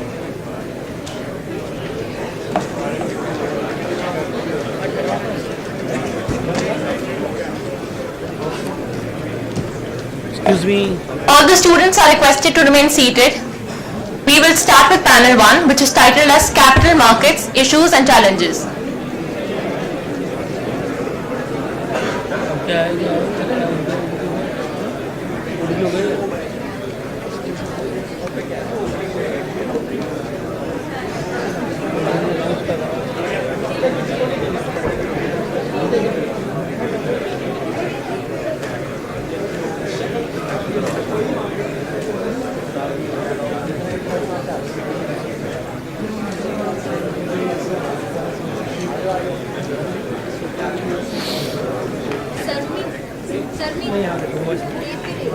पूछो तो बंदे गाइड तो करे बंद नहीं करूँ रिकॉर्डिंग तो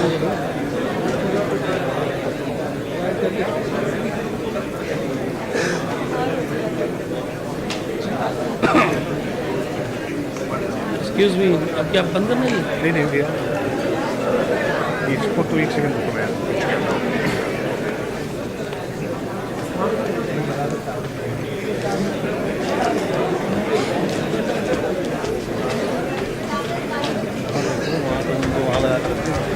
नहीं यहाँ कोई भी खाली नहीं है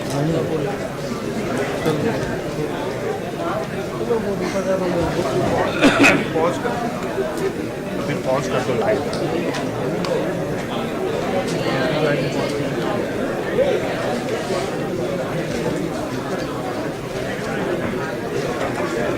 कितनी जन हो कितनी 10 मिनट अरेंज स्टेज अरेंज हो जाए अच्छा टेबल चेयर लगा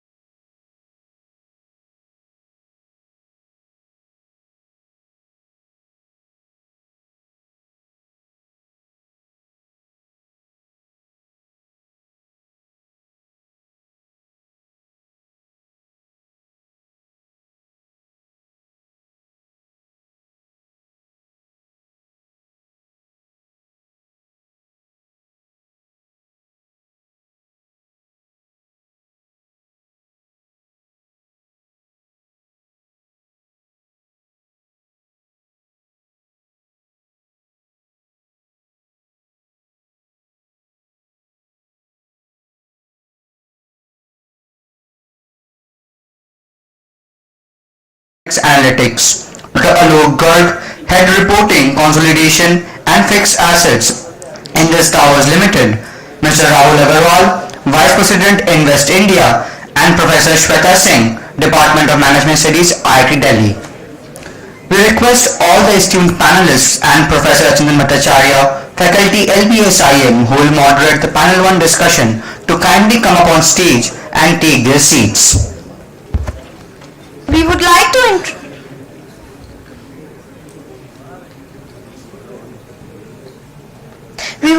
introduce our esteemed panelists, starting with Mr. Mohit Rana.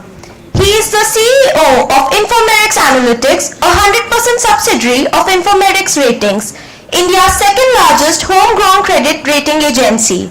He has more than 15 years of experience in the banking and financial services industry. His experiences range from assignments in the field of business development to working with the Indian banking conglomerates. During his time as Director and Regional Head of Brickwork Ratings India Private Limited, he was instrumental in setting up teams and business growth in the northern parts of the country. Mr. Rana is an EPBM scholar from IIM Lucknow and an engineering graduate in IT and a university scholar in MBA Marketing and Finance from LPU. He had been inducted for Professional Excellence Award and Alumni Mentor for his incredible contribution to the BFSI sector by LPU recently for Professional Excellence in 2020 and 2021. Now I would like to request Professor Bhattacharya to welcome Mr. Mohit Rana with the sapling.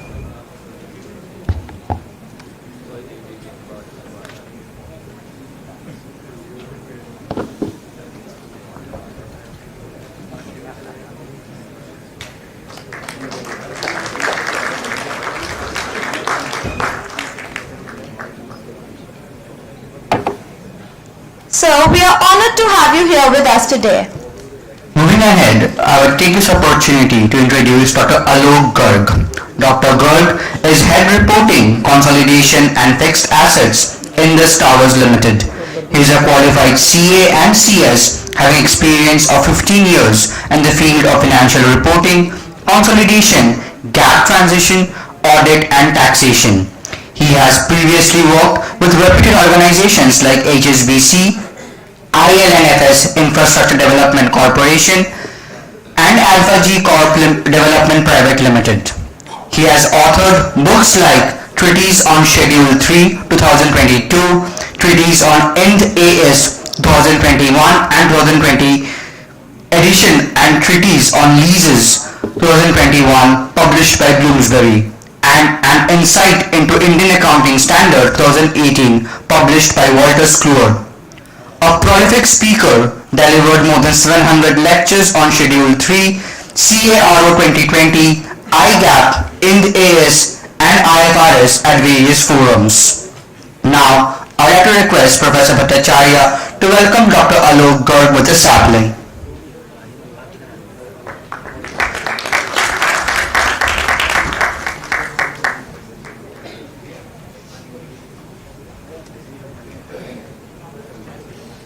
So, we are honored to have you here with us today. May I now introduce to you all Mr. Rahul Agarwal. He has over 14 years of experience in infrastructure financing policy and corporate strategy. Sir is also an alumnus of LBSIM 2007-9 batch. Currently at Invest India, he heads the teams for real estate, infrastructure and financial investors initiative, which attracts SWFs, pension funds and PE investments. He also manages the project monitoring group, which is helping resolve bottlenecks in implementation of over 1,700 projects worth over $800 billion. Mr. Agarwal has been instrumental in India's first asset recycling project, which saw investments of $1.5 billion and has been working with the government and private entities across sectors to introduce new investment opportunities in the country. He has also worked as a consultant for High-Level Committee on Financing Infrastructure Planning Commission, Government of India. Mr. Agarwal started his career with Bank of America Merrill Lynch as an institutional derivatives analyst. He holds an MBA in finance and is also a certified financial risk manager and a chartered financial analyst. Now, I would like to request Professor Bhattacharya to welcome Mr. Rahul Agarwal with a sapling.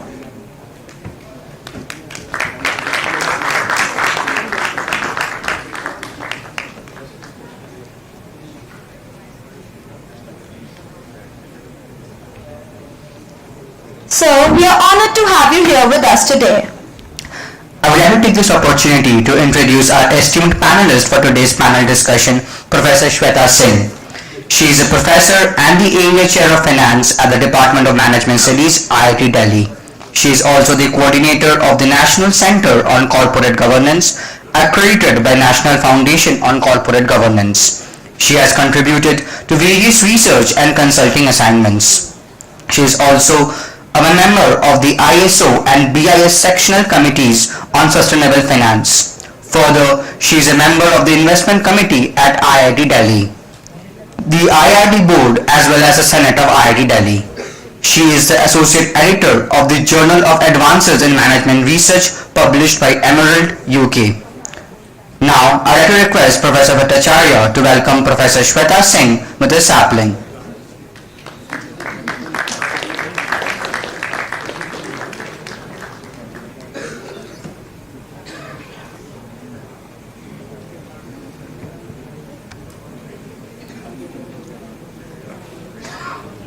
Ma'am, we are honored to have you here with us today. Now, we'd like to introduce Dr. Achintan Bhattacharya as a moderator for the first panel. Dr. Achintan Bhattacharya is a professor of practice in the area of public policy and corporate governance at LBSIM Delhi. He has a vast and rich experience of more than 45 years. Sir was a Joint Secretary Director of National Institute of Bank Management Pune, NIA Pune and BSDM Kolkata. He is a PhD in Economics and MPhil in Public Administration, LLP in Policy and Governance. We request Professor Bhattacharya to initiate the panel discussion.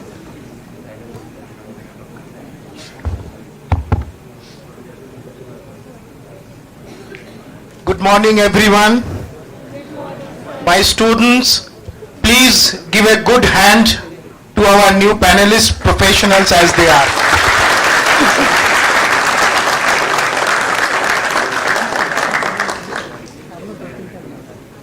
As you everybody know, it's a very exciting times and a challenging times for India. And the Indian story, rather than the resilience of the economy, is being talked about even in just concluded World Economic Forum. It's because India is chartering a growth which has become a ray of hope for the declining Western economy, the gloomy scenario of inflation in US. So from Indian point of view, we look at you as young professionals or would-be young professionals. We have the young professionals here. I'm the oldest here perhaps. So it remembers, I remember Charles Dickens in his Tale of Two Cities, the first line. It is the best of the time and it is the worst of the times. So I'm not looking at the worst. We are looking at what could be better for India, particularly with respect to the capital market scenario, where, as you have heard the SEBI member, a lot of exciting things are being done to ease the business transactions, particularly raising of capital in the market. And for you must understand that India has emerged as the world of professionals where they are supplying the highest number of IT professionals, which is dominating the industry. Similarly, our resilience shown after COVID-19 pandemic our rebouncing of the growth rate and the way we are going forward has much to do. I'm not talking about what will happen 25 years hence. There are lots of ifs and buts. But the way we are doing and the way you will be doing will define where we could be. So coming back to the capital market issues, capital market is the barometer how a financing of developmental activities of manufacturing, services, etc. are happening. And if that capital market is buoyant and if it is progressing as you have heard Mr. Mohanty, then definitely there are rays of hope. As it is, there are lots of innovations taking place in the capital market. Just mention a few. They have special purpose acquisition companies, cryptocurrencies, non-fungible tokens, investor activism is gaining momentum, sustainable investing, now climate disclosures also are coming. Then technology-driven real-time settlements and transactions and supervision. So, whose impact is being felt in the domestic space as well. And you know that Russia-Ukraine war has put pressure on the energy prices and Western countries including America is reeling under great inflation because of energy prices. Luckily for us we have avoided it. But our robust capital market, we hope, will always try to finance the industry. We have us, the eminent panelists, 4 of us here. So I'll be the person who will coordinate with them and I'll just go to one of the most important alumnus of us, Rahul. Rahul, for our students here, I'll ask you a very simple question for the lay students who understands, who studies capital market. We always say equity market, bond market, etc., etc. But who are not clear about the role they play, the crucial role they play in raising capital. Because when you look at Adani, for them it is nothing to go for FPOs. But when you look for a small SME unit, they are unable to access the capital market. There is an anomaly. And this is not a very easy thing to digest when India's backbone is MSME industry. So I'll just ask you that please give in simple terms how our students should understand the role of capital market in general, not a textbook analysis. Thanks, Dr. Bhattacharya. I think, first of all, it's a pleasure to be talking to you all, right? See, it's an emotional feeling, I'm still sinking in. So, so pardon my emotions if they come out. I think, when I was a finance student, this term used to come to me very often, capital markets, right? When I was, for some reason I never thought what are capital markets, right? It's very simple, markets for capital. There are buyers and there are sellers, right? So people who are supplying capital and people who are taking that capital, and that comes at a cost, which is cost of capital, right? I'm sure you would have all gone across that. Who are generally the suppliers of capital market? Us, in multiple forms, right? We put money in banks, we buy stocks in IPOs. I honestly, secondary markets, unless it's an FPO, I don't consider them capital markets because you're not raising really capital, you're providing them liquidity in those markets. And that, essentially that money is raised by corporations, businesses to generate, what do you call as income, right? GDP. That's broadly how I see capital markets. Your question, Dr. Bhattacharya, I think, this question, this issue has been there forever. Larger entities will be able to raise capital, smaller entities will have difficulties in raising this money. But I think what I believe that last 8 to 10 years have been phenomenal in terms of getting that ease to raise capital for smaller businesses. And I think all of this venture capital boom which happened in last 8, 9 years is a testament to that, because today I'm sure many of you would have created a business plan, sent to those VC firms. 10, 12 years back, or when I was an MBA student, there were no names where I could send my deck and ask for money. I'm sure there are people who are ready to fund you, maybe the alumni of the institution, maybe outside your friends or other businesses who are ready to bet on you. So that's that's a major change which has happened in last few years, and it is increasingly becoming easier to raise capital. The problem with SMEs definitely still remains, but what I can tell you is that the way things improve from here, the way we grow, I think this should further become easy. Now, before I hand over the mic, I just want to add a few things for India. Today we are at approximately $3.5 trillion GDP. EY just did India at 100 report. All of you should read it. They say that in 2047 we will be approximately a $28 trillion economy, which is 10 times from today.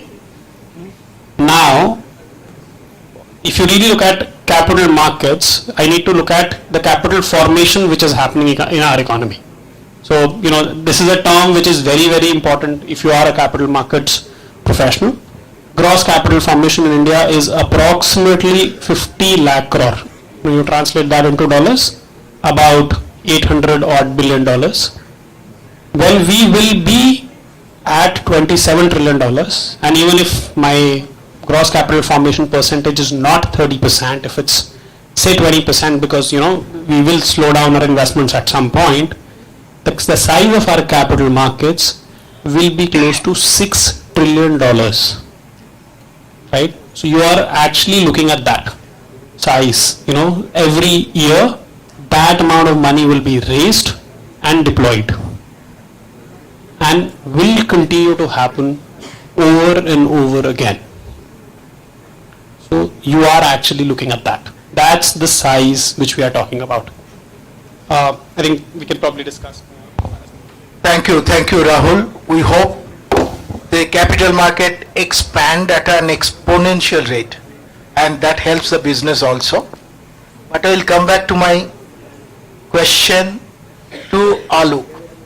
Alok, you have been doing a lot of financial reporting, and you are yourself is a finance professional. But despite that, as recent scams have proved, there are lots of insider tradings going on every day, some detected, mostly not detected.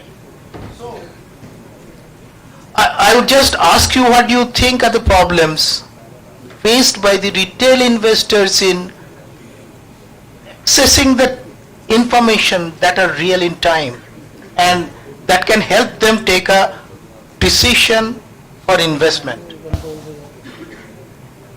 First of all, I would like to thank the entire organizing committee for giving me this opportunity. And yes, this is a very critical question, and I would answer this in a very simplest manner as far as my knowledge and my views are concerned.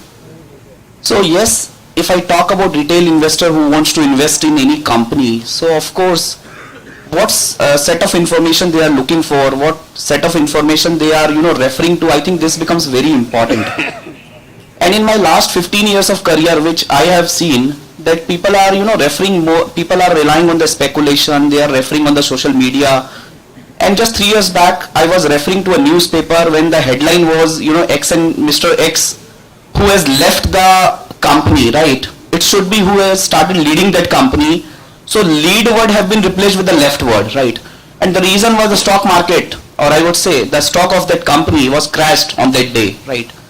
So my thing is, in terms of SEBI, of course for a listed company, SEBI is the biggest and the largest regulator who is regulating the entire regime of listed companies. And as far as SEBI regulations are concerned, if there is any material event which is happening with the company, like appointment of KMPs, right? If let's say a CEO or MD joining the company, a CFO is joining the company, if any big shots who is either entering or exiting, so they have to file within 24 hours of this intimation, they have to file with the SEBI.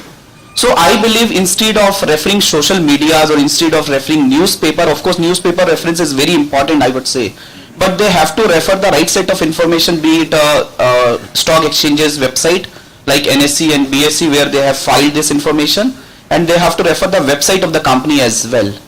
The second thing which I want to highlight here, and again it's from a very practical point of view, so the retail investors or any investor who wants to invest in a company, of course he has to look at the financial statement, and the financial statement is not a 3 or 4 pages financial statement.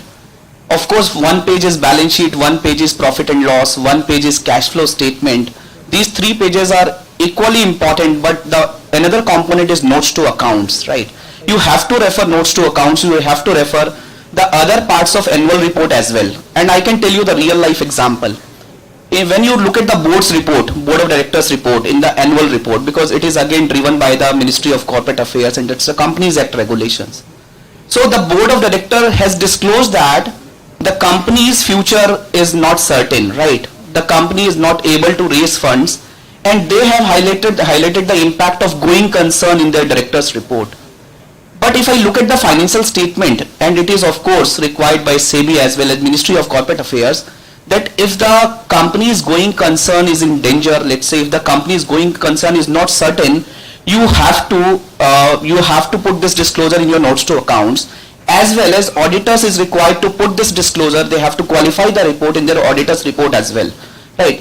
When the investor or any stakeholder is referring the financial statement, he has not got this kind of information. But if he would have read the board of directors report, probably he would have get this information that this is not a right set of investment in this company.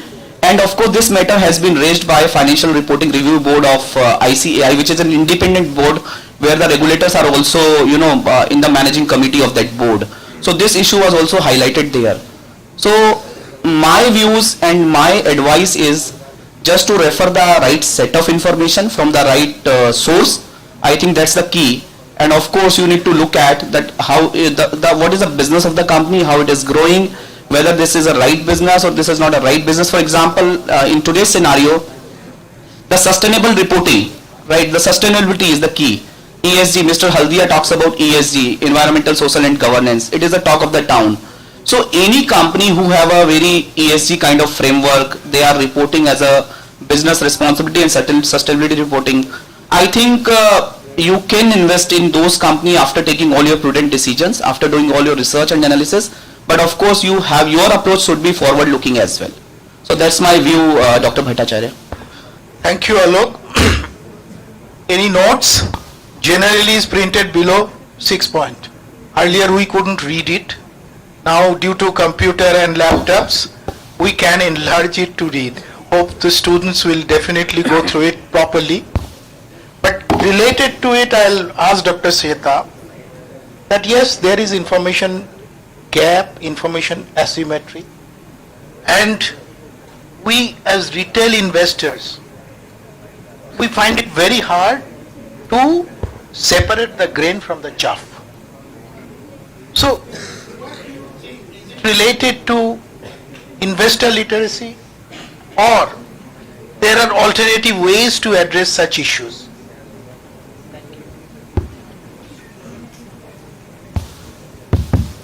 Am I audible?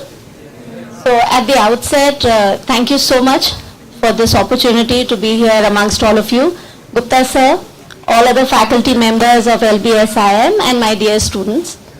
As an academician, our role is to simplify concepts and things so that the students can absorb the concepts and then apply it in real life. So to answer your question, of course, financial literacy remains a major challenge, and that is why most of us don't feel comfortable about the speculation that feeds our stock markets. The effort is, and the government in its bid to reach whatever 28 trillion, 30 trillion after 100 years is is taking on a multi-pronged approach to get there. The idea should be to empower each one of us. Okay? There's an old adage which says, if you give a man a fish, you feed him for a day. But if you teach a man to fish, you feed him for a lifetime. So instead of giving reports where people have to for once rely on some consultant or a CA or a social media influencer to understand where to invest, if we were to empower each one of our citizens to understand finance from an early age onwards, to get comfortable with the concepts behind risk, return, security analysis and so on, I don't think we'll have the need for having these panels at all. It will be something that you grow up with. So I think there are multiple efforts already in the way. Through our new education policy, we are looking at introducing financial education at a school level. So you encourage teenagers to start opening bank accounts, to understand how the banking system works. You give them pocket money or you give them some money to deal with that finance on their own, to deal with money on their own so that they become comfortable with it. You encourage savings from an early age. So that just like history, geography, even finance remains a topic that all of us have studied. Most of our students, unless they're specializing in finance, would never read a book on security analysis and portfolio management. So then it remains the forte of a select few individuals. We can't afford that. If we are hoping to become one of the largest economies very soon, we can't afford to have the domain of finance or investments or capital markets limited to a handful of people. We need to empower people from a school level. That's the agenda that we have. And Department of Economic Affairs has the Financial Stability and Development Council, which is looking at encouraging curricula at the school level. So, sir, to just answer your question, I think it's a need of the hour. And the other aspect is we can't imagine that we'll ever get to being one of the largest economies if we don't have our own people participate in the capital market from both sides, not just as an investor, but also as entrepreneurs. We can't expect that kind of growth if we don't have more entrepreneurs coming in from our student community, coming in from our younger generation. So in a bid for that, we have Startup India, and a lot of campuses like ours, for example, have minors in entrepreneurship. So we are incubating more than 100 startups on campus today. And as a part of that, we've developed courses like I teach a course on entrepreneurial finance where we teach these entrepreneurs how they would study markets, how would they make projections, how would they understand the bottom line, because all of you may have ideas, but how to convert it into a commercially viable approach. So we need that kind of approach as well. Only when we encourage you to become entrepreneurs would you become direct participants to the capital markets and go there with a lot of comfort level, a lot of confidence. Okay? And of course, governance remains a huge issue, whether you talk of disclosures or reporting and all of that. So maybe we'll come to that later in the discussion, but these are my views. Thank you very much, Dr. Sweta.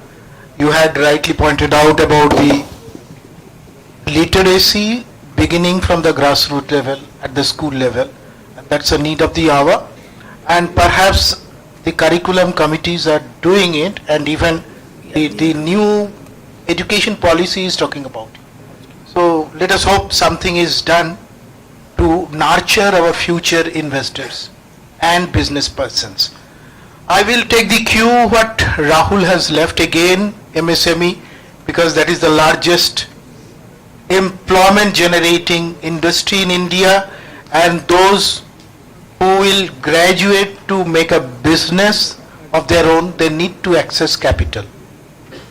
Instead of being just looking for their friends and relatives, the easier it is to get to the capital market. It becomes much more investment oriented ventures. So here I will ask Mohit. See, SMERA as a credit rating agency is in existence from 2004 onwards. But it has really not impacted the credit rating the way MSMEs need it, because there is a requirement of Basel III compliance Basel II compliance and so on, which a small industry cannot afford to have. They can't sometimes even appoint a chartered accountant for their financial analysis and outsource it. Luckily, outsourcing is allowed. So, what are the issues you think lie at this great difference between large corporates raising at the wink of they don't need to go to banks, and the small business ventures going after the bank for a simple credit which is not available? Good afternoon to everybody. So thanks a lot for LBSM for inviting as a panelist. So to answer Professor's question, so basically I'll say who is an MSME? MSME is basically a small business house run by families, run by association of people for rendering their service. As far as MSME thought process is concerned, so I think we have to go back and then take some numbers. Let me share some numbers with you. This capital market exchange for MSME started in 2012. Since then, if you talk about the overall registered MSMEs in the country, they are close to 73 million. And out of that 73 million units, only 413 units have been registered so far till whatever this BSE SME exchange says. In this 413 registered BSE SME companies, the capital what they have raised so far from the market is only 4,500 odd crores. So if you can take the average ticket size of an MSME, that is 10.5 to 11 crores only. So you please think on that angle, that accessing the capital market through that channel is costing very, very high compared to taking the credit from any financial institution. Basically, these MSMEs are traditional businessmen. They are low on technology. They are low on innovation. They are not, they are not that much highly skilled. Their dependency upon the local, professionals like chartered accountants, advocates, they are very high. So somewhere or the other, if there is a thought process come that as a company, if I am, I want to get into the capital market sector, then there are a lot of hurdles which are coming up, such as the framework what this BSE has made. So they are requiring, the threshold limit that has to be a 25 odd crores net worth. So getting the transition from zero level to that capital market level, so there is a lot of time which needs to be invested. DRHP, market making, lot of things used to happen. So till that time, accessing that 10 crore rupees from the market, so MSME usually fall from that ground. So they thought that better you go to the bank, securitize your asset, you get your 80% loan and then do your business. So it has to be the government, from the government side, that regulations should have been made to ease the process, which is not coming up. And that's the only reason why only 413 SMEs have been got in the exchange. If the the sentiments of the market is all along, everybody prefers the main board. Nobody does on the SME. If you talk about the personal intervention of mine also, I'll also go to the main board only. I'll not invest my hard-earned money in any SME because they are, fundamentally they are not that much strong. But favoring to the sector, I think there is a lot of push which needs to be done from the government side. Lot of awareness should be done from the government side, so that the access of this credit in order to terms to the capital market, that should ease the process of MSME. Now sir has mentioned name of a rating agency, SMERA. SMERA formed in 2004-05. They come up with a model for MSMEs where some subsidies was also there at that time. Traditionally, being from a credit rating agency, so there is a lot of modeling happens from the regulator side. adopting a Basel II or a Basel III norm, that SME can't do, because they are not that much progressive, they are not thoroughly innovative to make that compliance driven.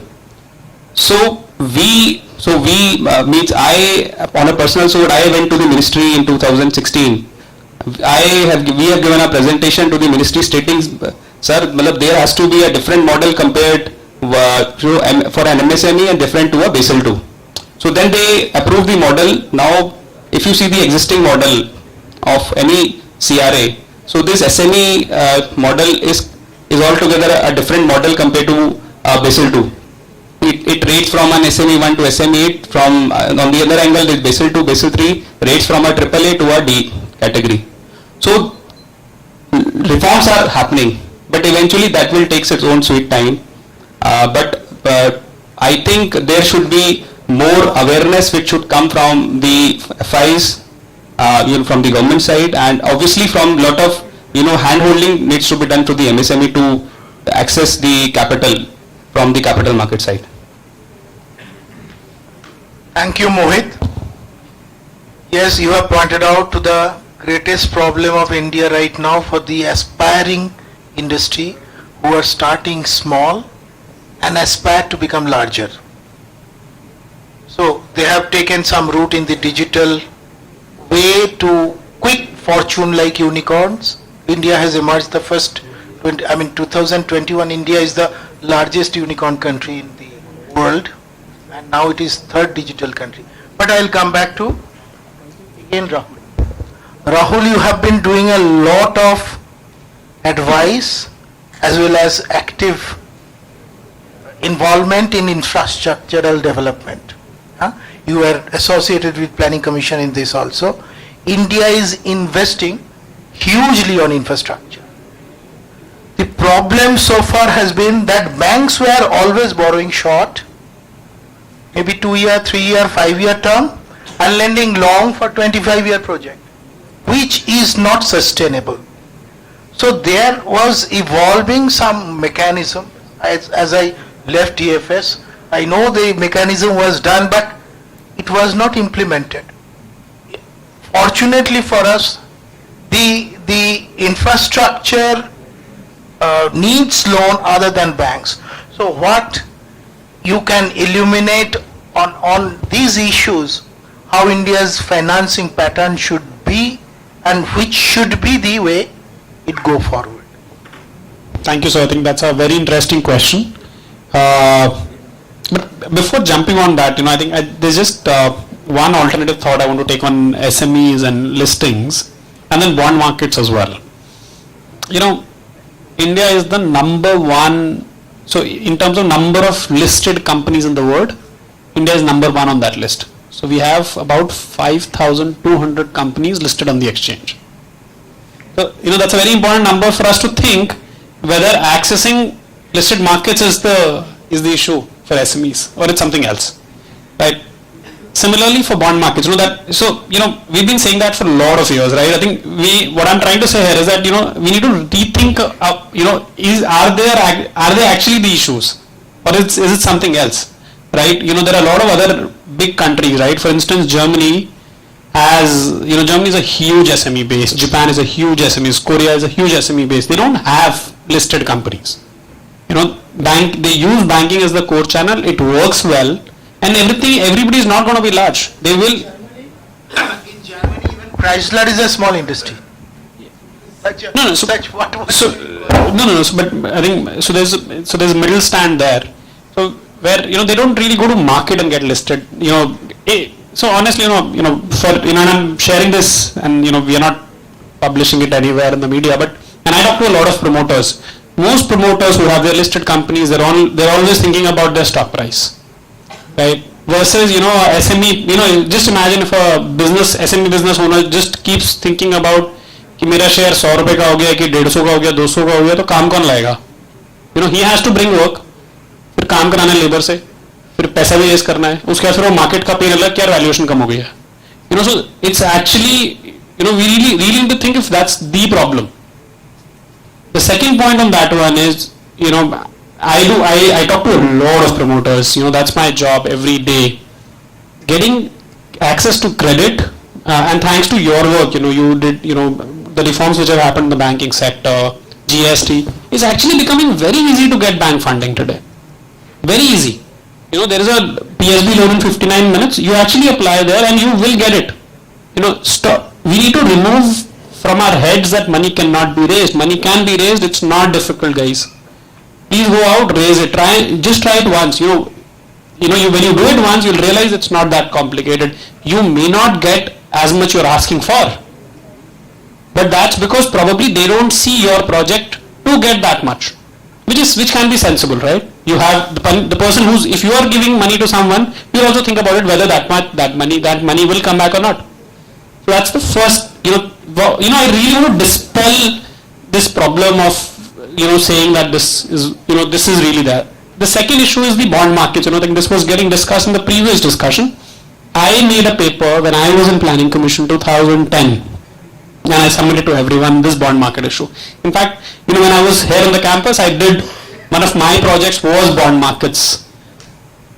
Let's think about it, right? Why companies are not going to bond markets? It's because it's cheaper to get money from banks, and they're getting it. If it would not have been cheaper, companies would have gone to bond markets and now would have come to us. Do they come to us? No, they don't come to us. What's the reason? Probably we are the reason. We deposit so much in saving accounts at 3%, at 2.5%. Then banks are able to lend at 7 or 6.5 as well, and still able to generate NIMs of 3.5%. Right? Now that will not happen to bonds. So companies believe that, a Reliance thinks that 6.5 bank ki de raha hai. Why should I go to a bond market and ask from people at 8%? There is consolidation risk. There is no guarantee that money will really be back. That's why bond market, there are not enough issuances. That's why it's not happening. Most of the bond markets today are, if you really look at it, it's all short term. Easy corporate, paisa lo, wapis do. That's what people do. So your CP market does really, really well. It's actually one of the largest markets in the world, our CP market. So, that's my way of thinking, maybe wrong, maybe right, but that's how, that's the alternative thought which I have for that. Now coming back to infrastructure, that's the love of my life, if I have to say it. I want to, generally that's not how, when I started reading finance, learning it, I never thought about infrastructure, what we really do there. When I construct the Delhi-Mumbai Expressway, it's almost a 1 lakh crore project. So 1 lakh crore has to be invested. Now nobody has that 1 lakh crore, even government doesn't.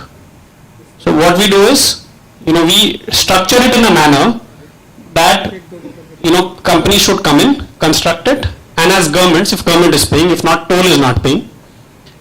So government will pay it over 10 years, over 15 years, over 20 years. That's how government would like to pay it. How will they pay it?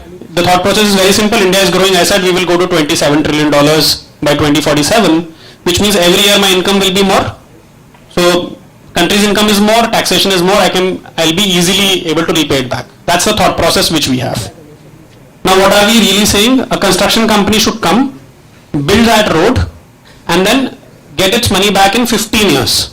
Or 20 years. It can be in any form, whether it's a toll or government pays annuities. I don't want to take you guys to technical jargon, but so annuities are paid. So somebody has to finance it because nobody has that capital. I'm spending 1 lakh crore, so nobody has 1 lakh crore. Even if Mr. Ambani tries to build only Delhi-Mumbai Expressway, he'll not be able to take out 1 lakh crore from his balance sheet. So he has to borrow from banks. Now the problem which sir mentioned is that they're going to borrow from bank, but do we do FDs for 15 years? We don't do FDs for 15 years. Today most of us don't do FDs at all, right? But even if we do FDs 2 years, 3 years, 4 years, so what banks are doing, they're lending for 15 years, but borrowing for 2 years. So if tomorrow there's a run on the bank, you would have heard some run on the banks which have happened lately, then people will come and withdraw their monies, but will the guy who has taken loan for the constructing that road, will he return? No. That's the ALM mismatch, and that's one of the biggest issues in building infrastructure. So we have to build huge, we spend almost 8% of our GDP on infrastructure, but the money is not available. So this is like, the big challenge, and I wanted you guys to, apprise of the kind of issues which are happening there. How we have tried to address it, and I very fortunately I was at the center of it on solving one of the issues there. What we did was we introduced what is now called as the Toll Operate Transfer Program of Government of India. So in India, how we used to construct projects was that, we used to come, invite these players, they used to come, they used to construct the road, and they used to toll the road for 15 years, for 20 years, for 12 years, whatever. We found that it's very risky because every risk is on the developer. First the construction risk, then the traffic risk. In the meantime, if interest rate goes up, that's a risk. If the cost of cement goes up or iron, steel prices go up, it's that risk. So we decided that we will divide the construction period and the operational period separately and have two different kinds of capital getting attracted to it. So what it was for the construction period, we said construction period is, depending on the project, it's about from 18 months to, 48 months. So at that stage, we invited the banks, the developers, to take capital from banks, construct it, and then we will pay it, either immediately or over a period of time. But once the roads were constructed, so the construction risk is out. Think about it. There are cars which are going on that road, the trucks are going on that road. All of us will say, this is a good road. This is a good investment opportunity. That's the time we take that road to pension funds. Who are these pension funds? These guys have long-term money. So even NPS in India, they're deducting money. So I'm depositing every month there. When will I get my pension back? 30 years later. So similarly, there are global pension funds. Their economies are not doing well, very slow, 2% growth, 1%, recession every 5 years. So they are looking for opportunities outside India to invest. So we went to them and said, your economy is not doing well. Your future is also not that bright. In as many words, obviously that was not the statement, but pretty much like that. You have to pay your oldies when they become old. Put this money to, in our roads, and you will get your return back. And that's how we started getting foreign capital for infrastructure in India. How it helped? The entire market for roads. So every project which was on the, every good project which was there in the country was bought over by some pension fund directly or indirectly.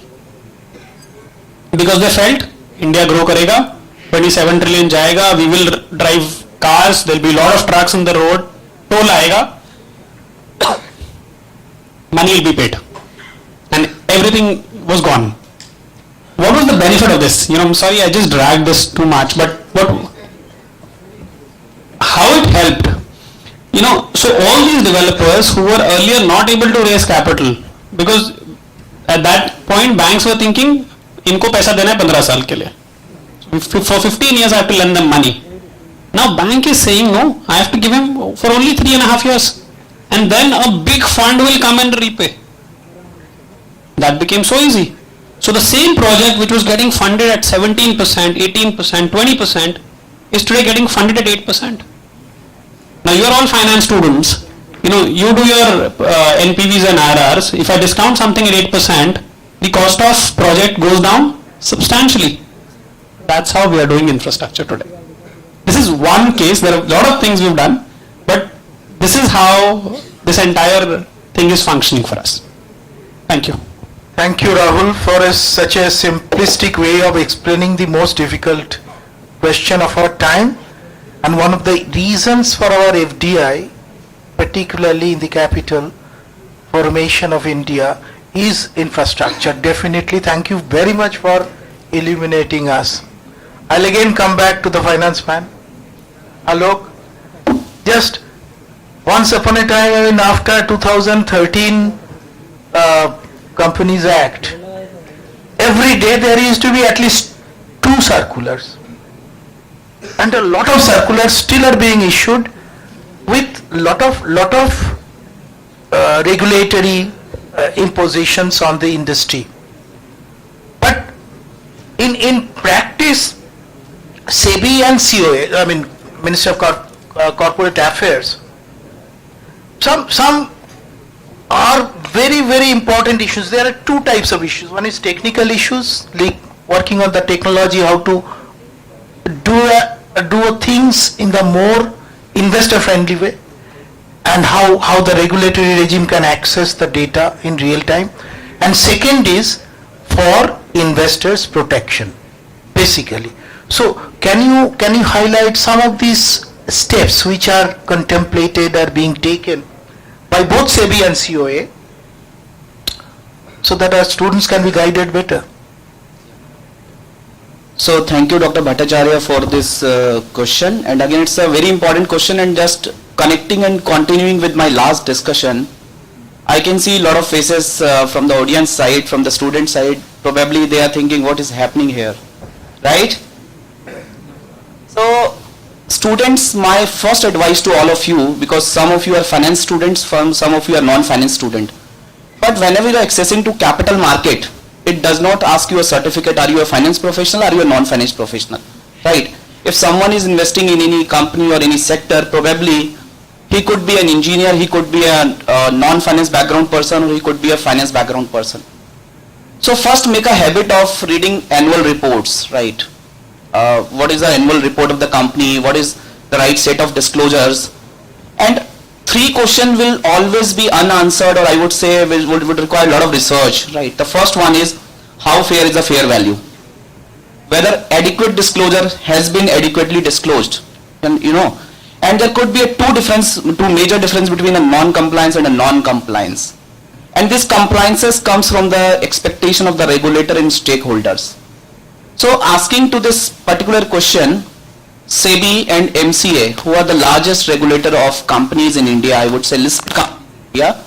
So SEBI has taken so many steps to curb these scams, frauds, right? The major step was on the front of related party transactions. Do you understand related party transactions? The transaction which is happening with the related parties. And who are the related parties? Parties who are related with the company, who are related to each other, right? So I still remember one of the great steps taken by SEBI, wide notification. They come with a notification on, to be precise, on 9th November 2021. So what they have done, earlier the related party transaction needs a shareholder approval, right? For any company, we all become a shareholder. Like I am a shareholder of Reliance, let's say, right? So for any related party transaction which require a shareholder approval, it should be more than the 10% of the turnover of the company. And I'll take an example here. For example, Bharti Airtel. You know Airtel? You must have Airtel connection. So Bharti Airtel is a listed company and they have a turnover close to 95,000 crores. What is the 10% of 95,000 crores? 9,500 crores, as simple as that. So earlier, if any transaction with related party is beyond 9,500 crores, it requires shareholder approval, right? And we all could be the shareholder. If it is less than that, it requires audit committee approval, which is an internal audit committee of the company. Now, last year, SEBI has come up with a notification where SEBI said, nothing doing with this 10%. They have given one more threshold, 10% of the turnover or 1,000 crore, whichever is lower. So in this case, Bharti Airtel has lot of related parties, right? Earlier they were going to the outsider shareholder approval only when the transaction is beyond 10%, which is 9,500 crores.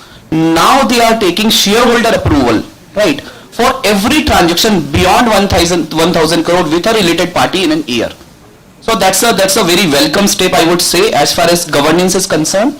The second one is, if two parties are related parties, they are negotiating. I will not use the word negotiating. I would say they are forcing the change terms or modification with each other as suited to them. For example, I have to go for a bank loan and I am short of my turnover. I would bill to my related party because I know it's a related party. I cannot bill to outsider, right?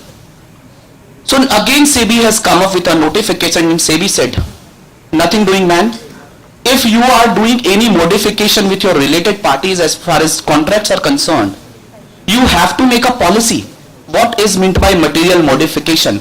and if any transaction, any number beyond that material modification, you have to go to the shareholder approval, and those shareholders should be minority shareholder, non-interested shareholder in that transaction.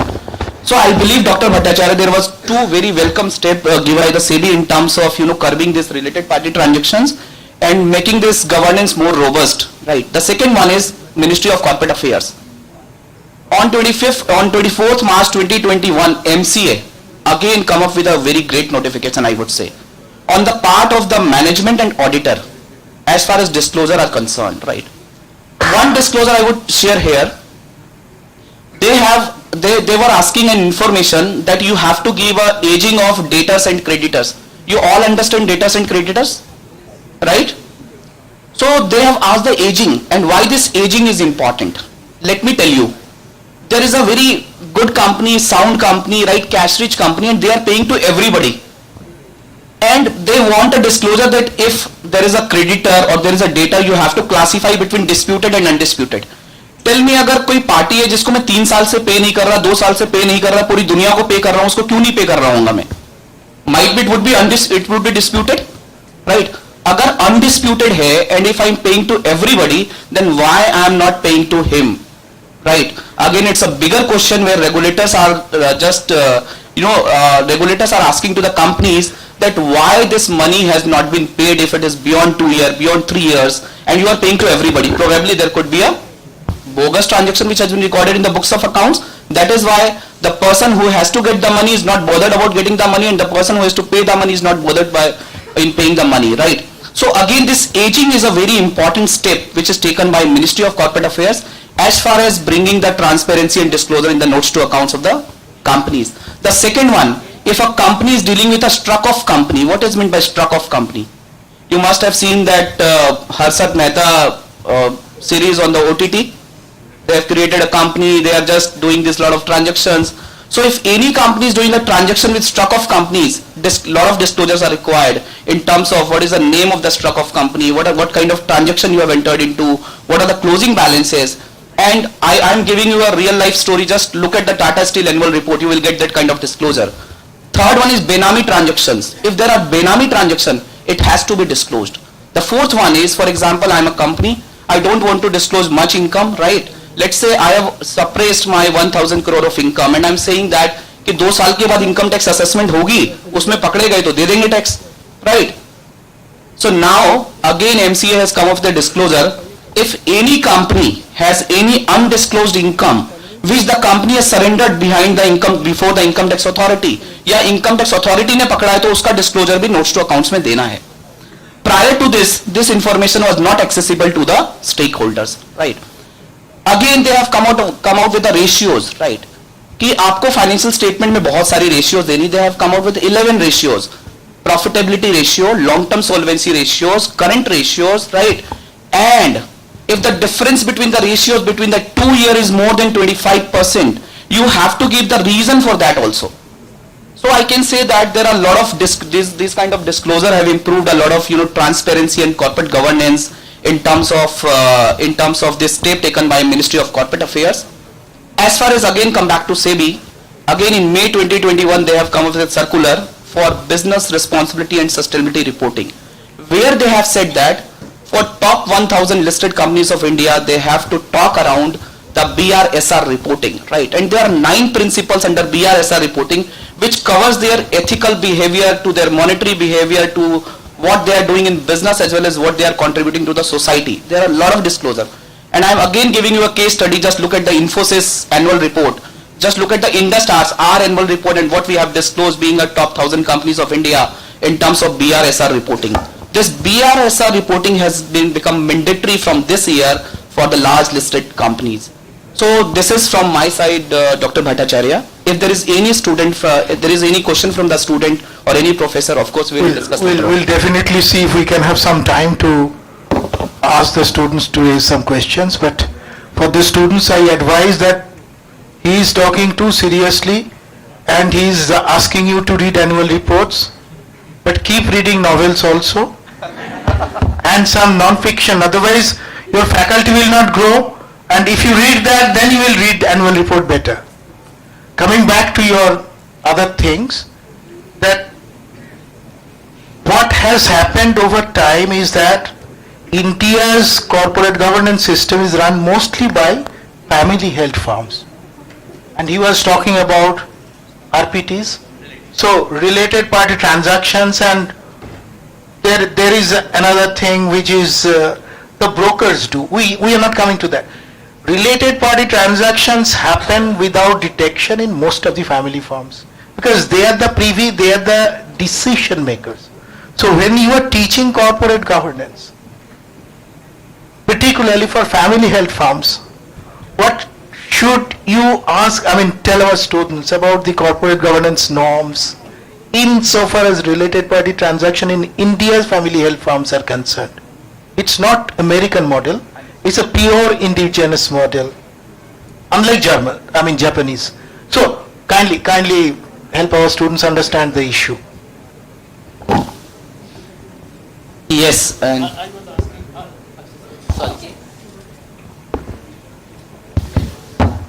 Okay, so again, to cater to all of you in the audience who are not finance students, when we speak of corporate governance, we are looking at how entities are governed, how are they managed, okay? Unfortunately, the reason why we have to tell companies how to govern themselves is because of unethical behavior, right? If everyone behaved in the righteous manner, we would have no need for policing anyone. But unfortunately, that's not true. So students, please pay attention to corporate behavior, individual behavior, investor behavior. And because of that, there's a new dimension of finance called behavioral finance, where we understand how people think about investments and so on. But coming to Sir's question, India has a very unique corporate structure. More than 70% of our entities are either public sector undertakings where the majority control is with the government, or they are family owned businesses where the family has dominant control. Now when I'm saying dominant control, I don't mean that they have a majority of the shareholding. They just have a dominant shareholding which is good enough for them to treat the entire company as their personal fiefdom. So when the Satyam scam broke out, the MD and CEO of Satyam, Mr. Raju, had only 8% of the shares, 8%. But because he was a dominant shareholder having those 8% with one single entity, he was able to influence the board and treat the company as his own personal empire. Okay? So in this case, the interests of the minority shareholders, people like you and me who have 10 shares, 100 shares, it becomes more essential. Now, as I was saying, behavior and talking in the language of the audience, we have a set of corporate governance rules and regulations, clause 49, LODR, which you can just go to SEBI's website or do a Google and read. But the fact is that we have to ensure that companies are not just using it as a tick box approach, and that companies actually understand that it's a business case for them. If they are governed better, then they're able to increase their valuation. So at IIT we do a lot of research on corporate governance. So I'd like to share one research with you. The finance students would know that there are 3 important decisions that any company takes in finance. One is investment. What is going to be your product or service? What are you going to make? Second is financing. How will you fund your business? Through equity, through debt, how would you do that? And third is dividends. How would you pay that money to your owners? Okay? And we have been able to empirically prove that you're able to optimize your investments, okay? You're able to bring down your cost of financing, and you can actually do without dividends and still increase the valuation of your business. So we have to ensure that companies understand the business in being more, honest or transparent with their behavior. So that is something that we are trying to do. Also, another thing on the ethics front, we did a research on corporate social irresponsibility. Okay, you understand that CSR is mandatory for a certain set of companies in our country. We wanted to understand if a company is not responsible, does anyone punish them? Do investors punish them? Do the markets punish them? You'll be surprised to know that the more severe an irresponsible act is, the market is not punishing these companies. Isn't it counterintuitive? And the answer to this was found in psychology. And that is the severity paradox. Do all of you remember this, the picture of one boy who, as a Syrian refugee, that one small boy on the beach, and that created a big hue and cry? It appears that in psychology, human behavior reacts more strongly when either one person is affected or someone who we are close to is affected. If the irresponsible act affects a large number of people, we detach ourselves, okay, and business goes on as usual.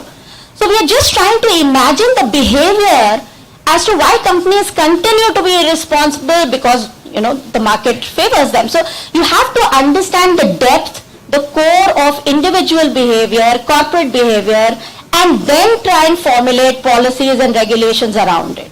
So that's just one aspect. Thank you very much for the analysis of the psychology and tying up with the corporate governance mechanism of family held firms. I now come back again to Mohit. We have discussed in the morning that retail participation in USA is almost half of the population, 45% to 46%, whereas in India it's less than 10%. There are risks involved, and when I invest small money, I think 10 times before investing it.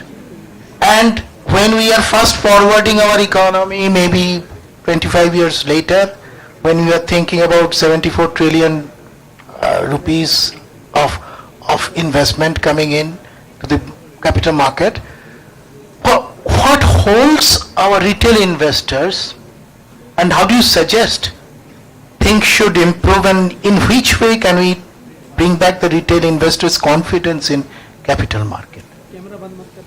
That's a very, you can say a very good question to ask with. So talking on the note, so capital market itself says that when you do any investment, capital market itself says all investments are subject to market risk. Please read the offer document carefully before investing. I think everybody must have heard this line. So I think for a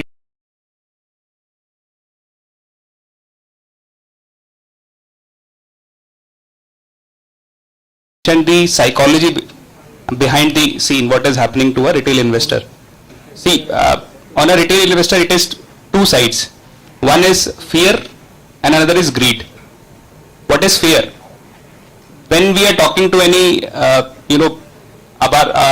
family, our, known circle, they say, yaar ye share अच्छा चलेगा, तो we can able to take it up just by, listening that from a family friend. Again, the media news, media may usually when we, in the morning itself or in the, in the afternoon when we get some 10-15 minutes ka time, we see how the market is performing.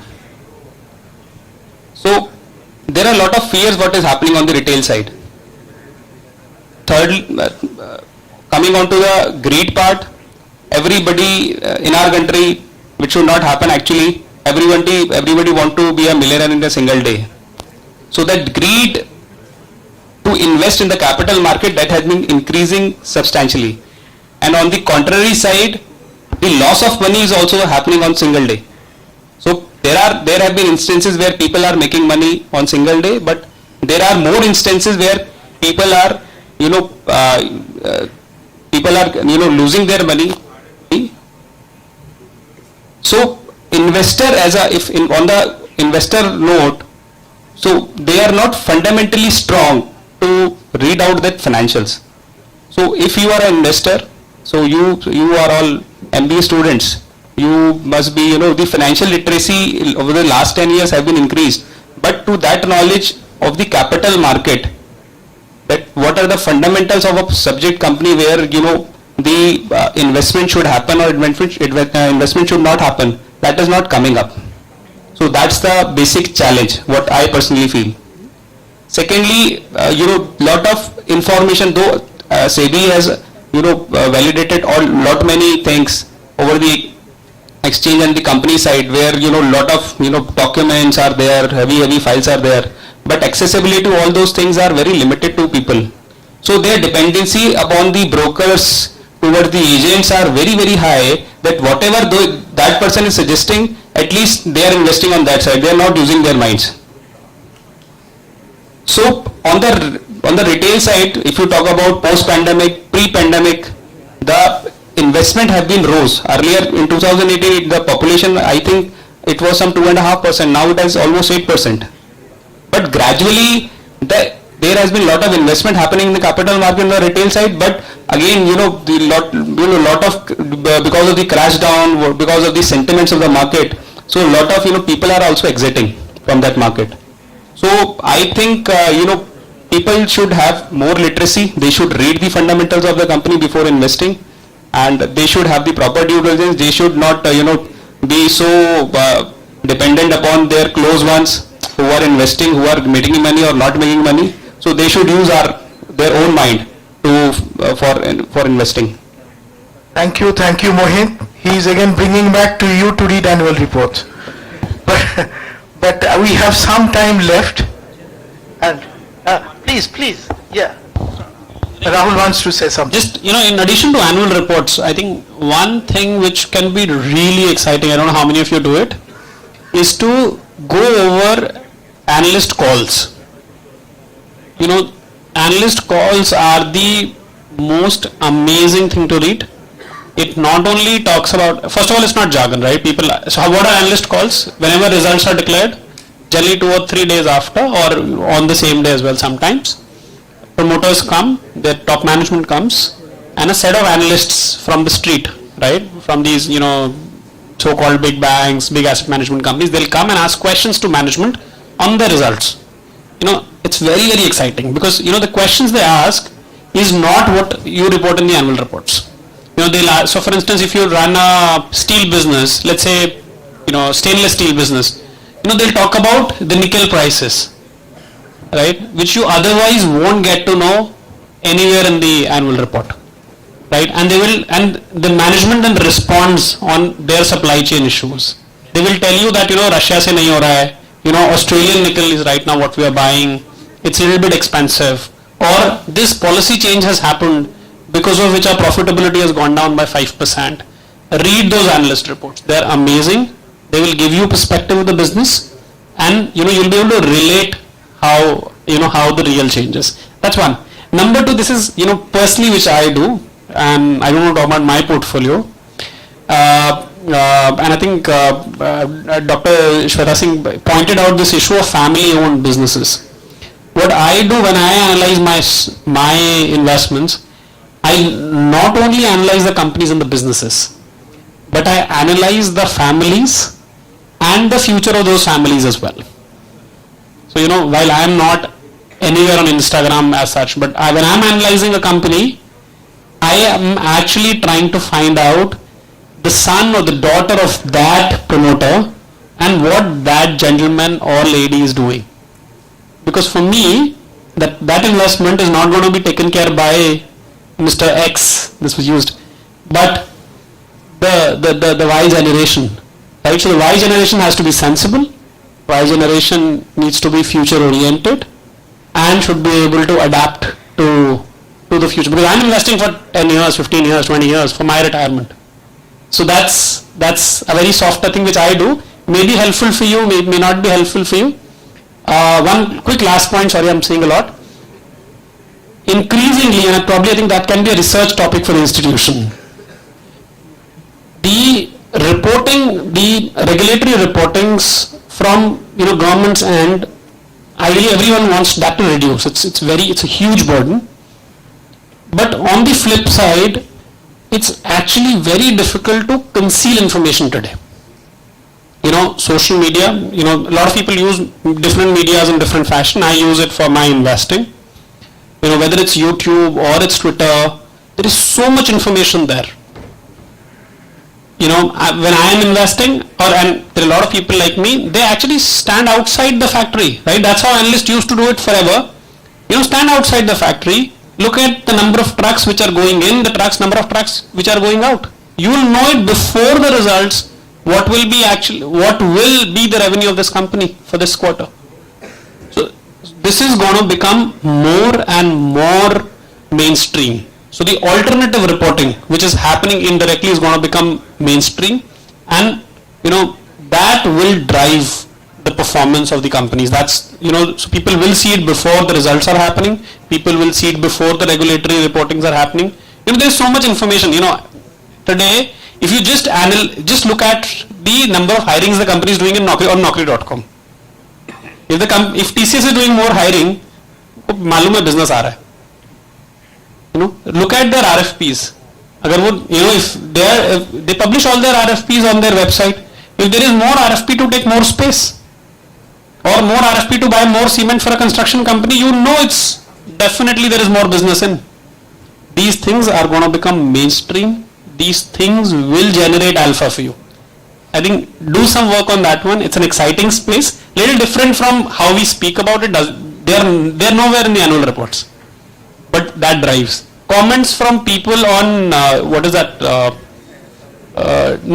From if you're investing in a data management company where employees key or IT company, what you need to know is how satisfied are the employees. So all of those feedbacks are available. Or Google Pay. I invested in one hospital stock recently. The first thing which I want to see about that hospital stock is how are they rated on Google, and how are the responses of those people. Not only rating, but I want to read the comments by customers. If customers are happy, I know my company is going to do very, very well. These things are, they worked well for me. They're not in the books right now, but I think I feel there is merit in probably doing research on that. Thank you, Rahul, for your pragmatic tips. But your way of thinking is more like venture capitalists or angel investors, the way you are thinking about the future generation of the family.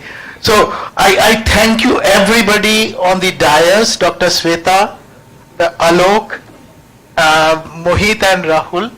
You had given a very illuminating discussion without using a single jargon. That's the best and beauty of the entire analysis. I thank you everyone and my students if they have learned something, and my colleagues and seniors here. I thank you everybody for this beautiful discussion we had. Thank you.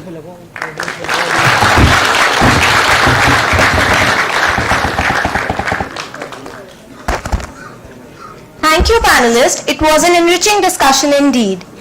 The floor is open for questions.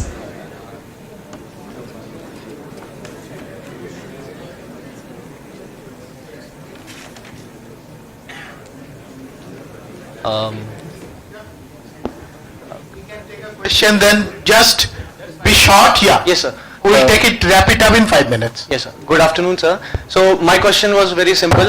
As Rahul sir pointed out that bond market, the corporate bonds are very less, and people won't issue a corporate bond as bank is giving them at a lower rate.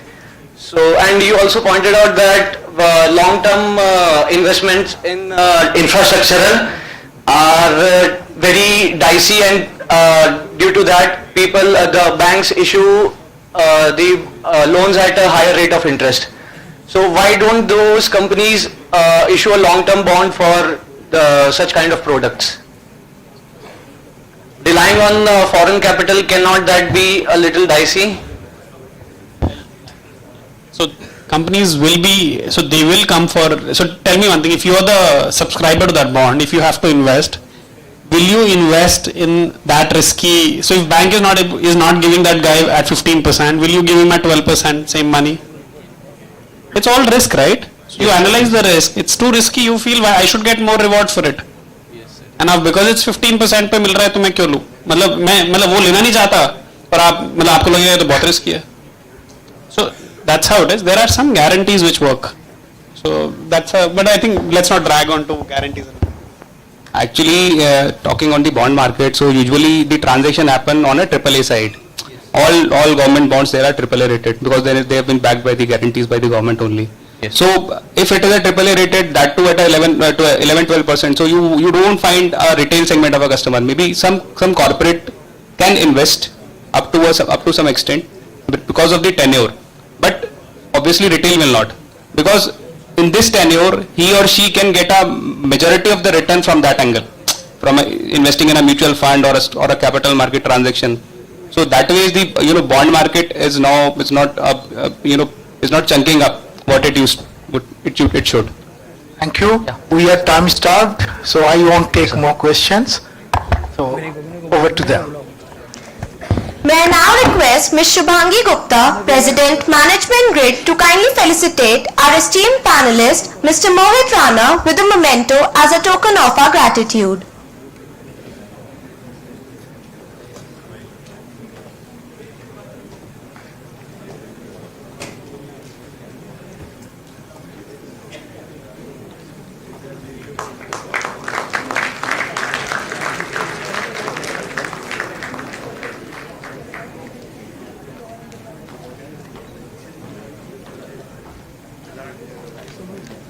May I request Ms. Simran Bhutani, Vice President Management Grid, to kindly felicitate our esteemed panelist Dr. Alok Garg with a memento as a token of our gratitude.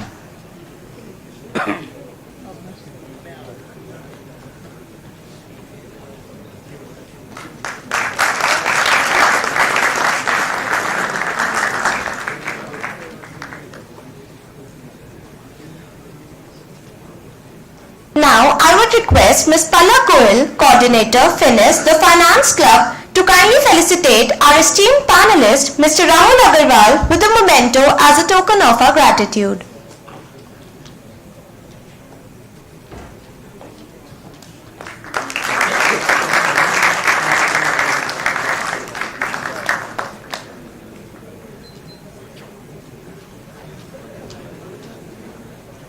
May I request Mr. Tushar Kumar, Coordinator Finance, the Finance Club, to kindly felicitate our esteemed panelist, Professor Shweta Singh, with a memento as a token of our gratitude.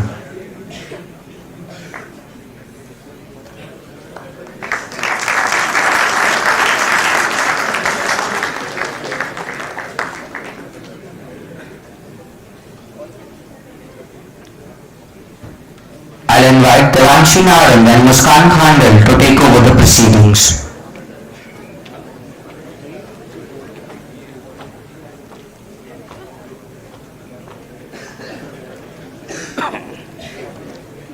We shall now begin with the distribution of simulation certificates. I request Director Sir, Dr. Saman Shan Priya Sir and Dr. Rajkumari Mittal Ma'am to join us on the stage for the distribution of the certificates. Who can remain seated?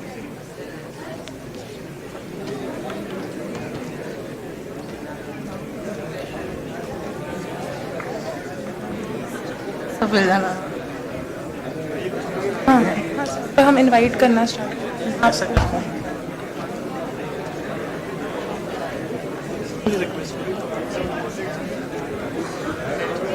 Start ठीक है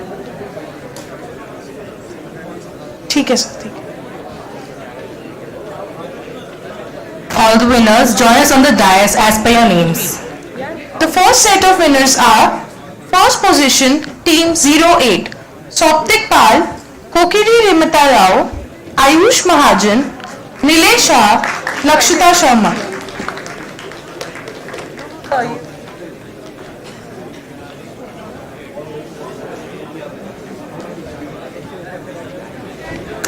I request the panelists to distribute the certificates.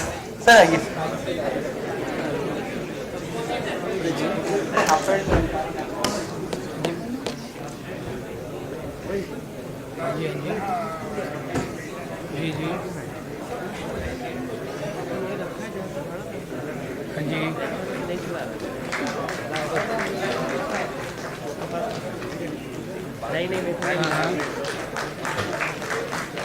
आपने ना link सही से खोला नहीं 5 link है भैया 5-6 लिंक है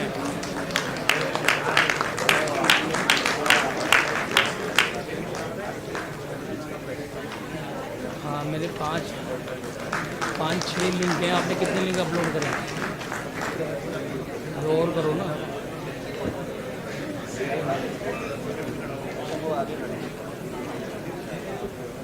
हाँ जी Second position, Team 1, Kritharth Pant, Vivek Buddhiraj, Suraj Pandey, Akash Kumar, Saksham Kapoor.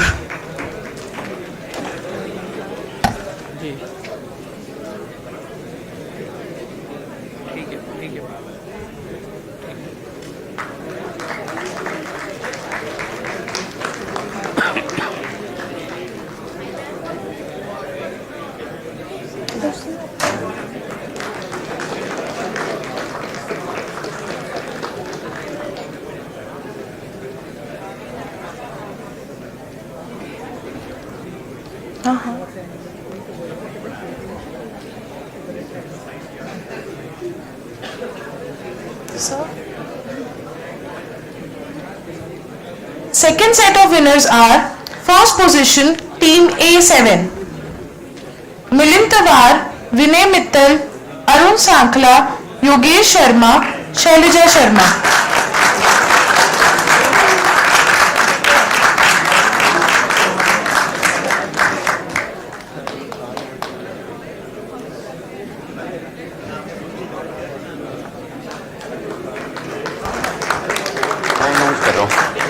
Shailja to collect on behalf of the team, please, all the certificates to Shailja.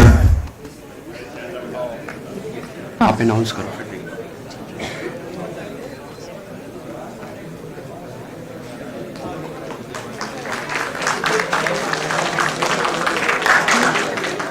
Second position team A0. Shivanshu Mishra, Yashika Garg, Garima Tayal, Sandeep Magnani and Tanvi Goel. Sandeep is requested to accept all the certificates on behalf of the team.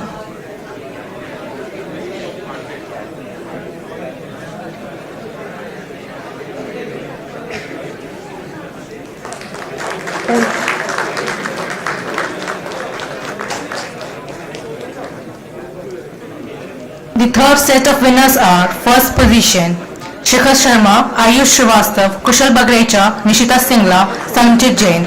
I request Ayush Srivastav to collect certificates on behalf of his team.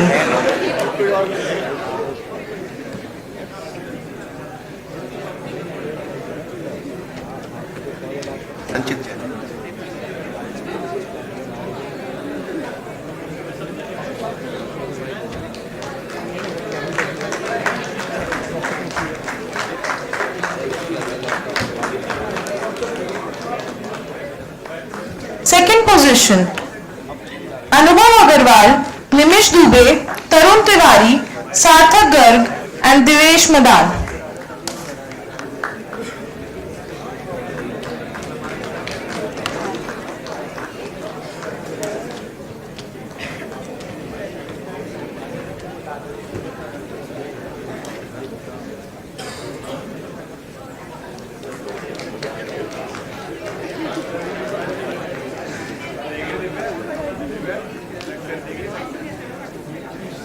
Third position Arjun Khajuria, Anurag Sharma, Ayushi Sharma, Akshat Chadha and Richa. I request Ayushi and Risha to accept these certificates on behalf of the team.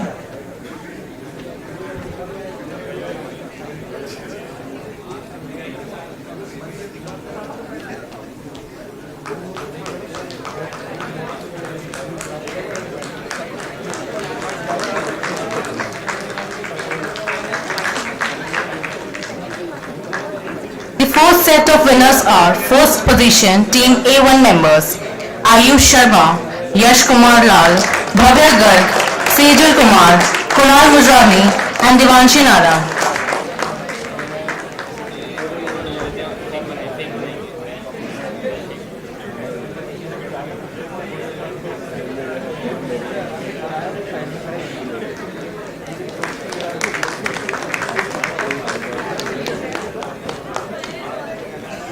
Second position team A3 members Ankit Avasthi, Pawan Kumar Manda, Rahul Sharma, Shubham Gupta, Nabhat Bhan and Rupesh.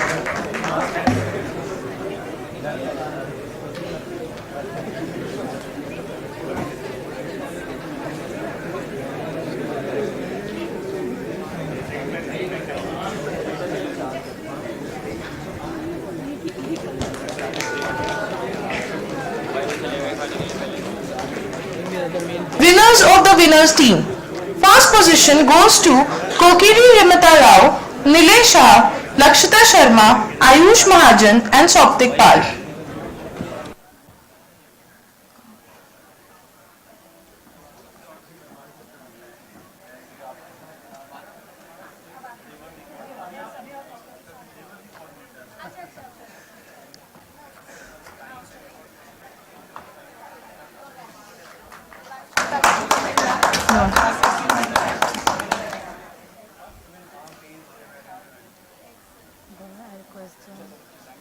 Runner-up team Arun Sankala, Vinay Mittal, Milind Tawar, Yogesh Sharma, Shahja Sharma.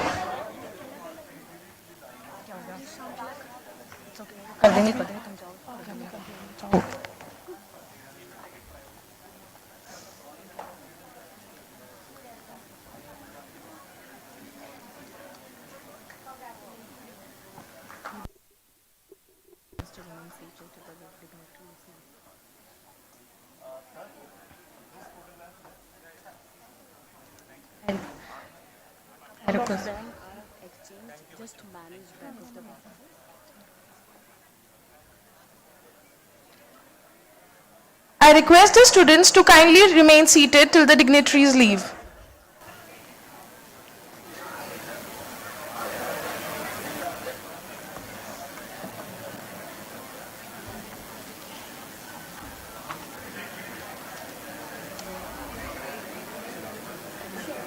Thank you, sir. Thank you, ma'am. Thank you all.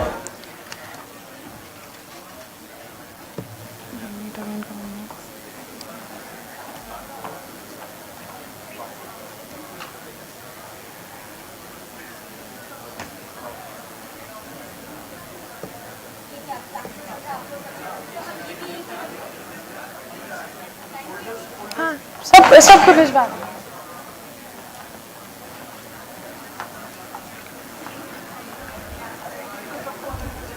We will meet again.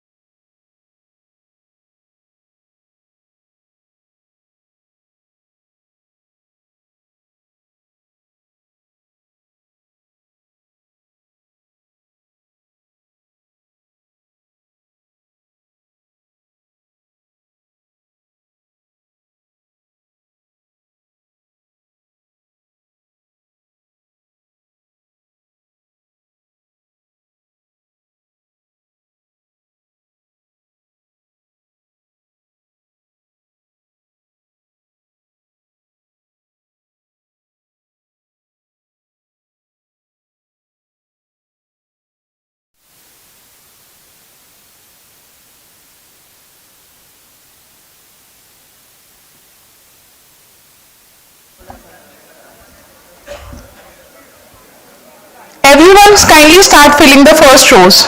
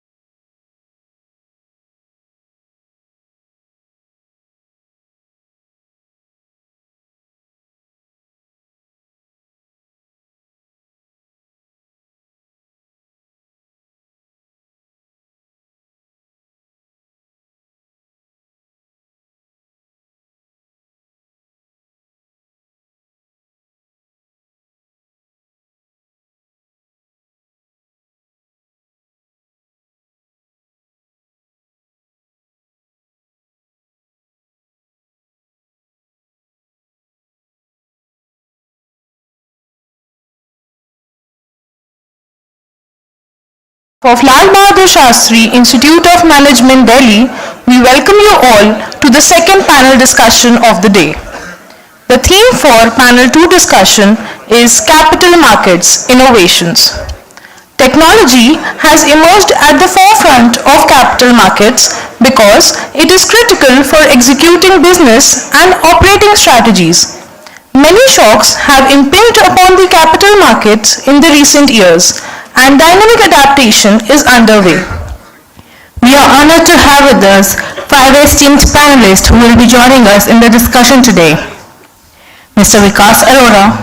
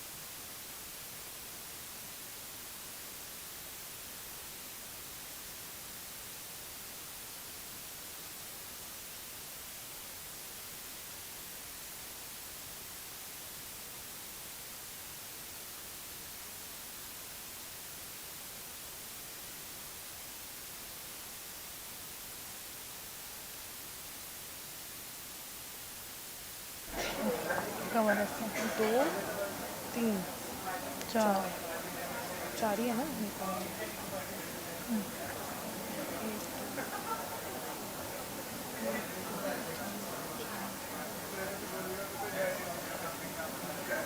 ये सारे नहीं आ रहे हैं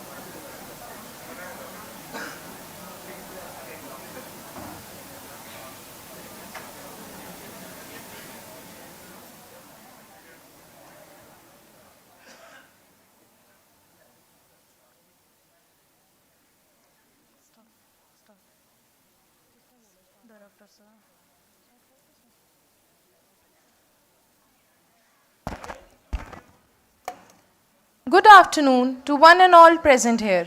On behalf of Lal Bahadur Shastri Institute of Management, Delhi, we welcome you all to the second panel discussion of the day. The theme for panel 2 discussion is Capital Markets Innovations. Technology has emerged at the forefront of capital markets because it is critical for executing business and operating strategies. Many shocks have impinged upon the capital markets in the recent years, and dynamic adaptation is underway. We are honored to have with us 5 esteemed panelists who will be joining us in the discussion today. Mr. Vikas Arora, Executive Vice President and Business Head, Shriram Finance Limited. Mr. Subhash Khurana, General Manager, National Highways Authority of India. Mr. Kanwar S. Singh, Vice President, Finance, Oracle India. Mr. Abhishek Miglani, Senior Vice President, Encash. Mr. Pradeep Bhasin, Co-founder, Nivesh.com. The panel will be moderated by Professor S.C. Bansal, Faculty LBSIM. May I now request our esteemed panelist and panel moderator, Professor S.C. Bansal, to come up on the stage and take the seats.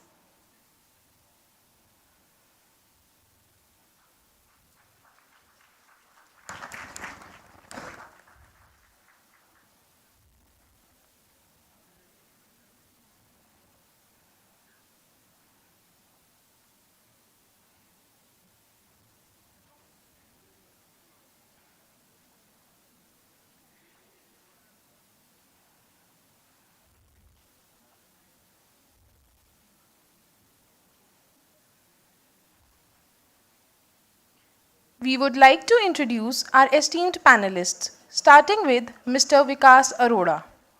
A seasoned sales and banking professional, Mr. Arora is currently working as Executive Vice President and Business Head, Supply Chain Finance and Digital Lending at Shriram Finance Limited. Prior to Shriram Finance Limited, he had held key leadership and CXO positions at IndusInd Bank, Mint Integrated Solutions, Yes, and DBS Bank. He has actively worked in the banking sector across MSME domain, tech and fintech for more than 15 years. An engineer from Bharati Vidyapeeth University, he went on to pursue an MBA from IIT Kharagpur. He has also completed an advanced program in fintech and financial blockchain from IIM Calcutta. He is also a certified blockchain expert from Blockchain Council. Mr. Arora has completed a postgraduate program in management from Professionals in Strategy and Business Management from the prestigious University of California, Los Angeles. Since past many years, he had been closely working with startup ecosystem with keen interest in new age and tech-enabled startup businesses, both as an investor and an advisor. May I now request Professor S.C. Bansal to welcome Mr. Vikas Arora with the sapling.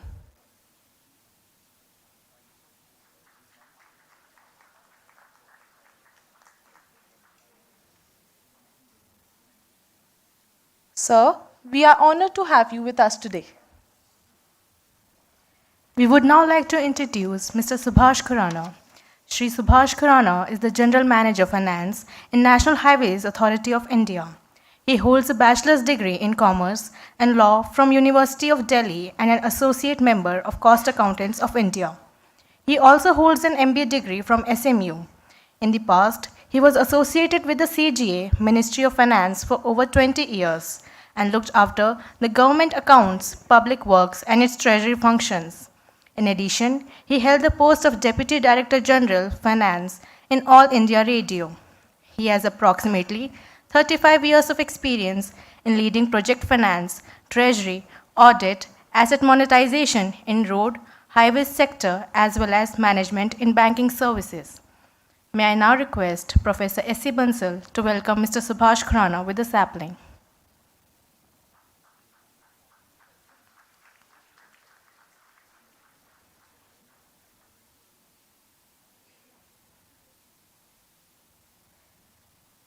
Sir, we are honored to have you with us today. We would now like to introduce our next panelist, Mr. Kanwar S. Singh. Mr. Kanwar is a seasoned finance and operations leader with 28 years of experience in corporate MNC environment, covering India and international markets. He has experience in corporate banking and trade finance domains and had managed finance responsibility for in-house SW Development Center with 500 plus resources. He led business planning and operations for Microsoft India. Mr. Singh has also worked with companies such as Oracle and Motorola with an exposure of managing FPA vertical across international markets such as Europe, Asia Pacific and Africa. May I now request Professor S.C. Bansal to welcome Mr. Kanwar S. Singh with a sapling.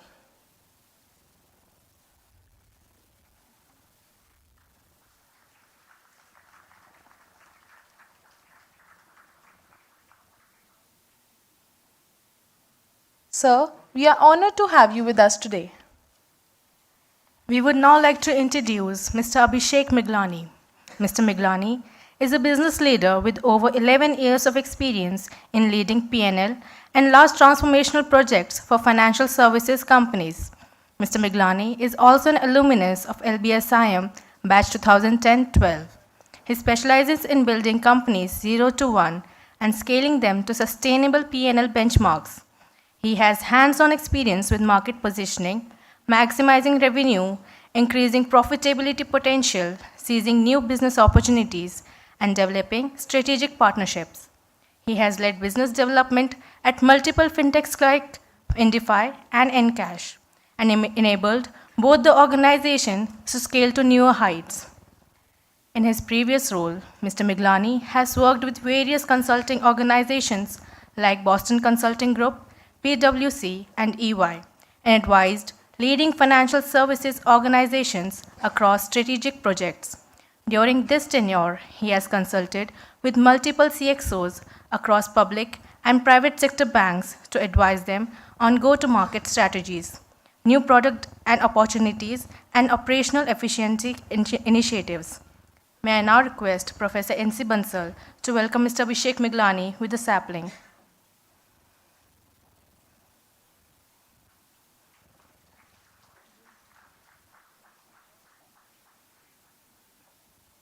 Sir, we are honored to have you with us today.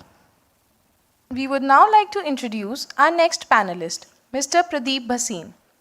Mr. Bhasin is the co-founder at Nivesh.com.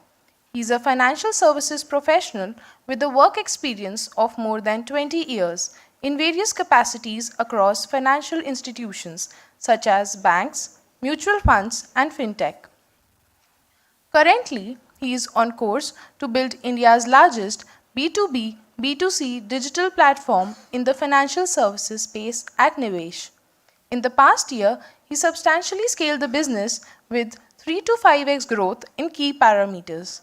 May I now request Professor S.C. Bansal to present Mr. Pradeep Bhasin with a sapling.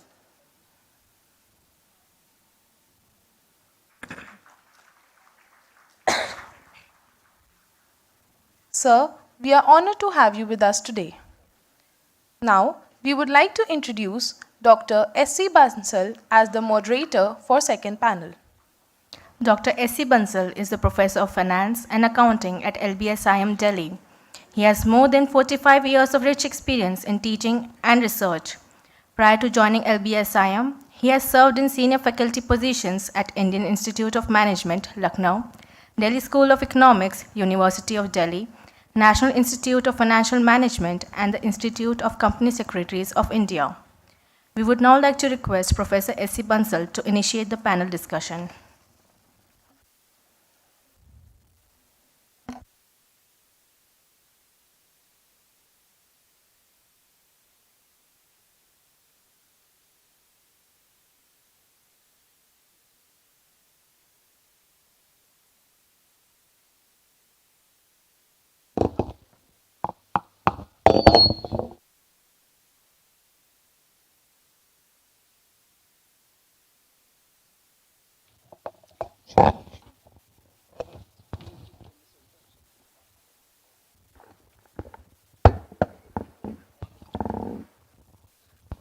Hello.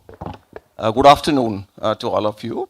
I extend a very warm welcome to our esteemed panelists on my own behalf, on behalf of the chairman, Mr. Shastri, on behalf of Director Professor Praveen Gupta, my faculty colleagues, and of course our students. A very warm welcome, sir.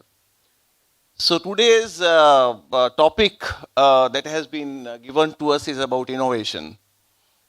Capital markets, they have really undergone a lot of tremendous changes, in recent years. And we have seen many developments which have taken place during last couple of years. So before coming to these innovations, in fact, it is one of the very interesting topics, I think very apt topic that has been taken up for the panel discussion today. Before coming to inviting my esteemed panel members, just few things. In fact, I wanted to find out what this innovation is all about. So I searched net, and I could trace, in fact, that the innovare is a Latin word which is it comes from this innovation comes from this word innovare, which means practically renew. And when we again try to find out the further explanation for this, innovation may mean new idea. It may be for a product, for a solution, business idea, service, maybe chemical formula, new mathematical method, or maybe technology, which turns out to be promising or working. But when I looked at from MBA point of view, from management point of view, merely having a new idea is not enough for me. As a student of business management, this new idea must result in some value for me. So therefore, I will not like to call a new idea, maybe product, whatever it is, an innovation unless it results in some value addition. So for me, when we would be talking about innovation in capital market context, we would be looking at some new ideas, maybe some processes. For example, suppose you are coming out with a capital issue, and how technology can really help in improving the efficiency of that capital issue. I was talking to Mr. Kanwal, and he was talking about how LIC issue per second there are thousands of applications and transactions to be handled. So technology came out, help them in processing all those transactions flawlessly. Many times you might have seen when CAT result is out or CBSE result is out, the servers crash. In that case, nothing happened. So therefore, when I would be talking about, the innovation, or when we would be talking about innovation, innovation merely doesn't mean a new idea or a new product or something else, but it must result in some kind of value addition to the business or to the stakeholders, maybe investors, maybe the stock exchange, maybe the company, or maybe some other stakeholder. Then I was looking into the history of some of the innovations which have taken place in capital market. For example, many products have been added. Earlier it was equity market only. People were not ready to buy equity. They wanted some ensured return. So debt instruments came. Now debt instruments initially they were not having limited life. So then it was found that you want to return back your debt. So the maturity of the debt instruments was limited to some period. People were not interested even in, they wanted some hybrid kind of security. They wanted some features of equity, some features of debt. Preference capital came. Still people were not very happy with this kind of arrangement, convertible debentures came, triple convertible debentures came, Reliance came out with the triple convertible debentures. There were some totally new products were also there, for example, so options futures to mitigate risk. In the US, they have tried in fact a wonderful concept of what they call tracking stock. Up to now what we do is when a company is issuing a share, its stock or shares, the shares are issued for the company as a whole. Suppose the company has got 5 divisions, 3 divisions are doing well, 2 divisions are not working well, so the performance of entire company may be adversely affected. So this tracking stock would link or would be linked to a particular division. So each division can come out with a stock or share. It would have so many implications. There would be accounting implications, there would be reporting implications, there would be utilization problem. GM, General Motors, was the first company to come out with tracking stocks, and many other companies are also, many other countries in fact have allowed tracking stocks now. We have options, futures, maybe some kind of exchange traded funds. We can talk about index investing, passive investing. Crypto is also there. In India, we are allowed now, RBI has allowed central bank digital currency, regulating sandbox. Morning, in fact, SEBI, Mr. Mohanty was talking about it. We have Mr. Khurana with us. We are lucky to have Mr. Khurana from NHAI. NHAI has introduced some very interesting, products to raise funds. So he would be sharing, in fact, his experiences of asset monetization. How they are utilizing their assets. Some of them are built, some of them are yet to be built to raise funds. Changes have also taken place in central regulatory bodies. For example, long back we used to have Department of Company Affairs. Now we have a full-fledged ministry to take care of the corporate activities or to regulate them. Earlier we used to have controller of capital issues, and those old timers would remember he used to be called Dada, because everything would be guided by the controller of capital issues. Now we have book building process. You can feel the market, you can decide your price, you can so that your issues can also be very successful. Markets, earlier we were restricting ourselves to domestic market, then we went internationally. The borrowings, in fact, external, because capital market would include equity and debt both. So external commercial borrowing, ADR, GDR, and then interestingly, when the rate of interest was very high, many companies raised funds abroad. When the rate of interest came down in India, they prepaid those those debts and thus saved their costs. So you would find markets, institutions, SEBI has come out in a very big way. We have credit rating agencies. NBFC still may be having some problem because they are primarily guided by RBI. We can also think of in some technological developments, for example, blockchain, cloud technology, data branch, maybe cyber security issues. How can we use technology to improve efficiency of our capital market? That can be one of the very interesting issues to be talked about. Of course, one very interesting, this trading cycle, SEBI, Mr. Mohanty also talked about it, T1 to T+2 to T+1, how it is going to impact the market, that can also be talked about. There is a very important problem, that is what we call information asymmetry. Insiders have a different set of information, outsiders have a different set of information, stakeholders have a different set of information, those who provide you funds, they have a different set of information. So how can you remove this information asymmetry, the information gap? That can also be one of the issues to be talked about. So in this background, we would like to start our panel discussion. Of course, time is a problem, as we can see that we have to wind up, by at least 15 minutes to 4, because we would like to have question answers also. And at 4 o'clock, we are going to have a wonderful cultural program. In a way, this summit would be an absolutely complete summit, because the summit would have 3 essential components. It would have an inauguration, there would be panel discussion or technical sessions, and of course cultural program. So we are going to have a cultural program at 4 o'clock. A very interesting troupe from Uzbekistan is coming here. So this that would make our summit absolutely complete summit. So we would love to wind up everything at least we have about 1 hour, little more than approximately 1 hour left with us. So let's see. Maybe we would invite our panelists somewhere in future or sometimes in future also to talk about some of these issues again.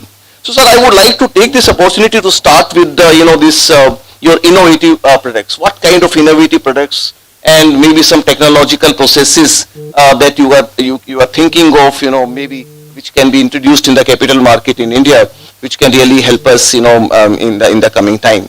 And let's start from Mr. Pradeep. Yeah, thank you, Professor. And firstly, thank you for having me here.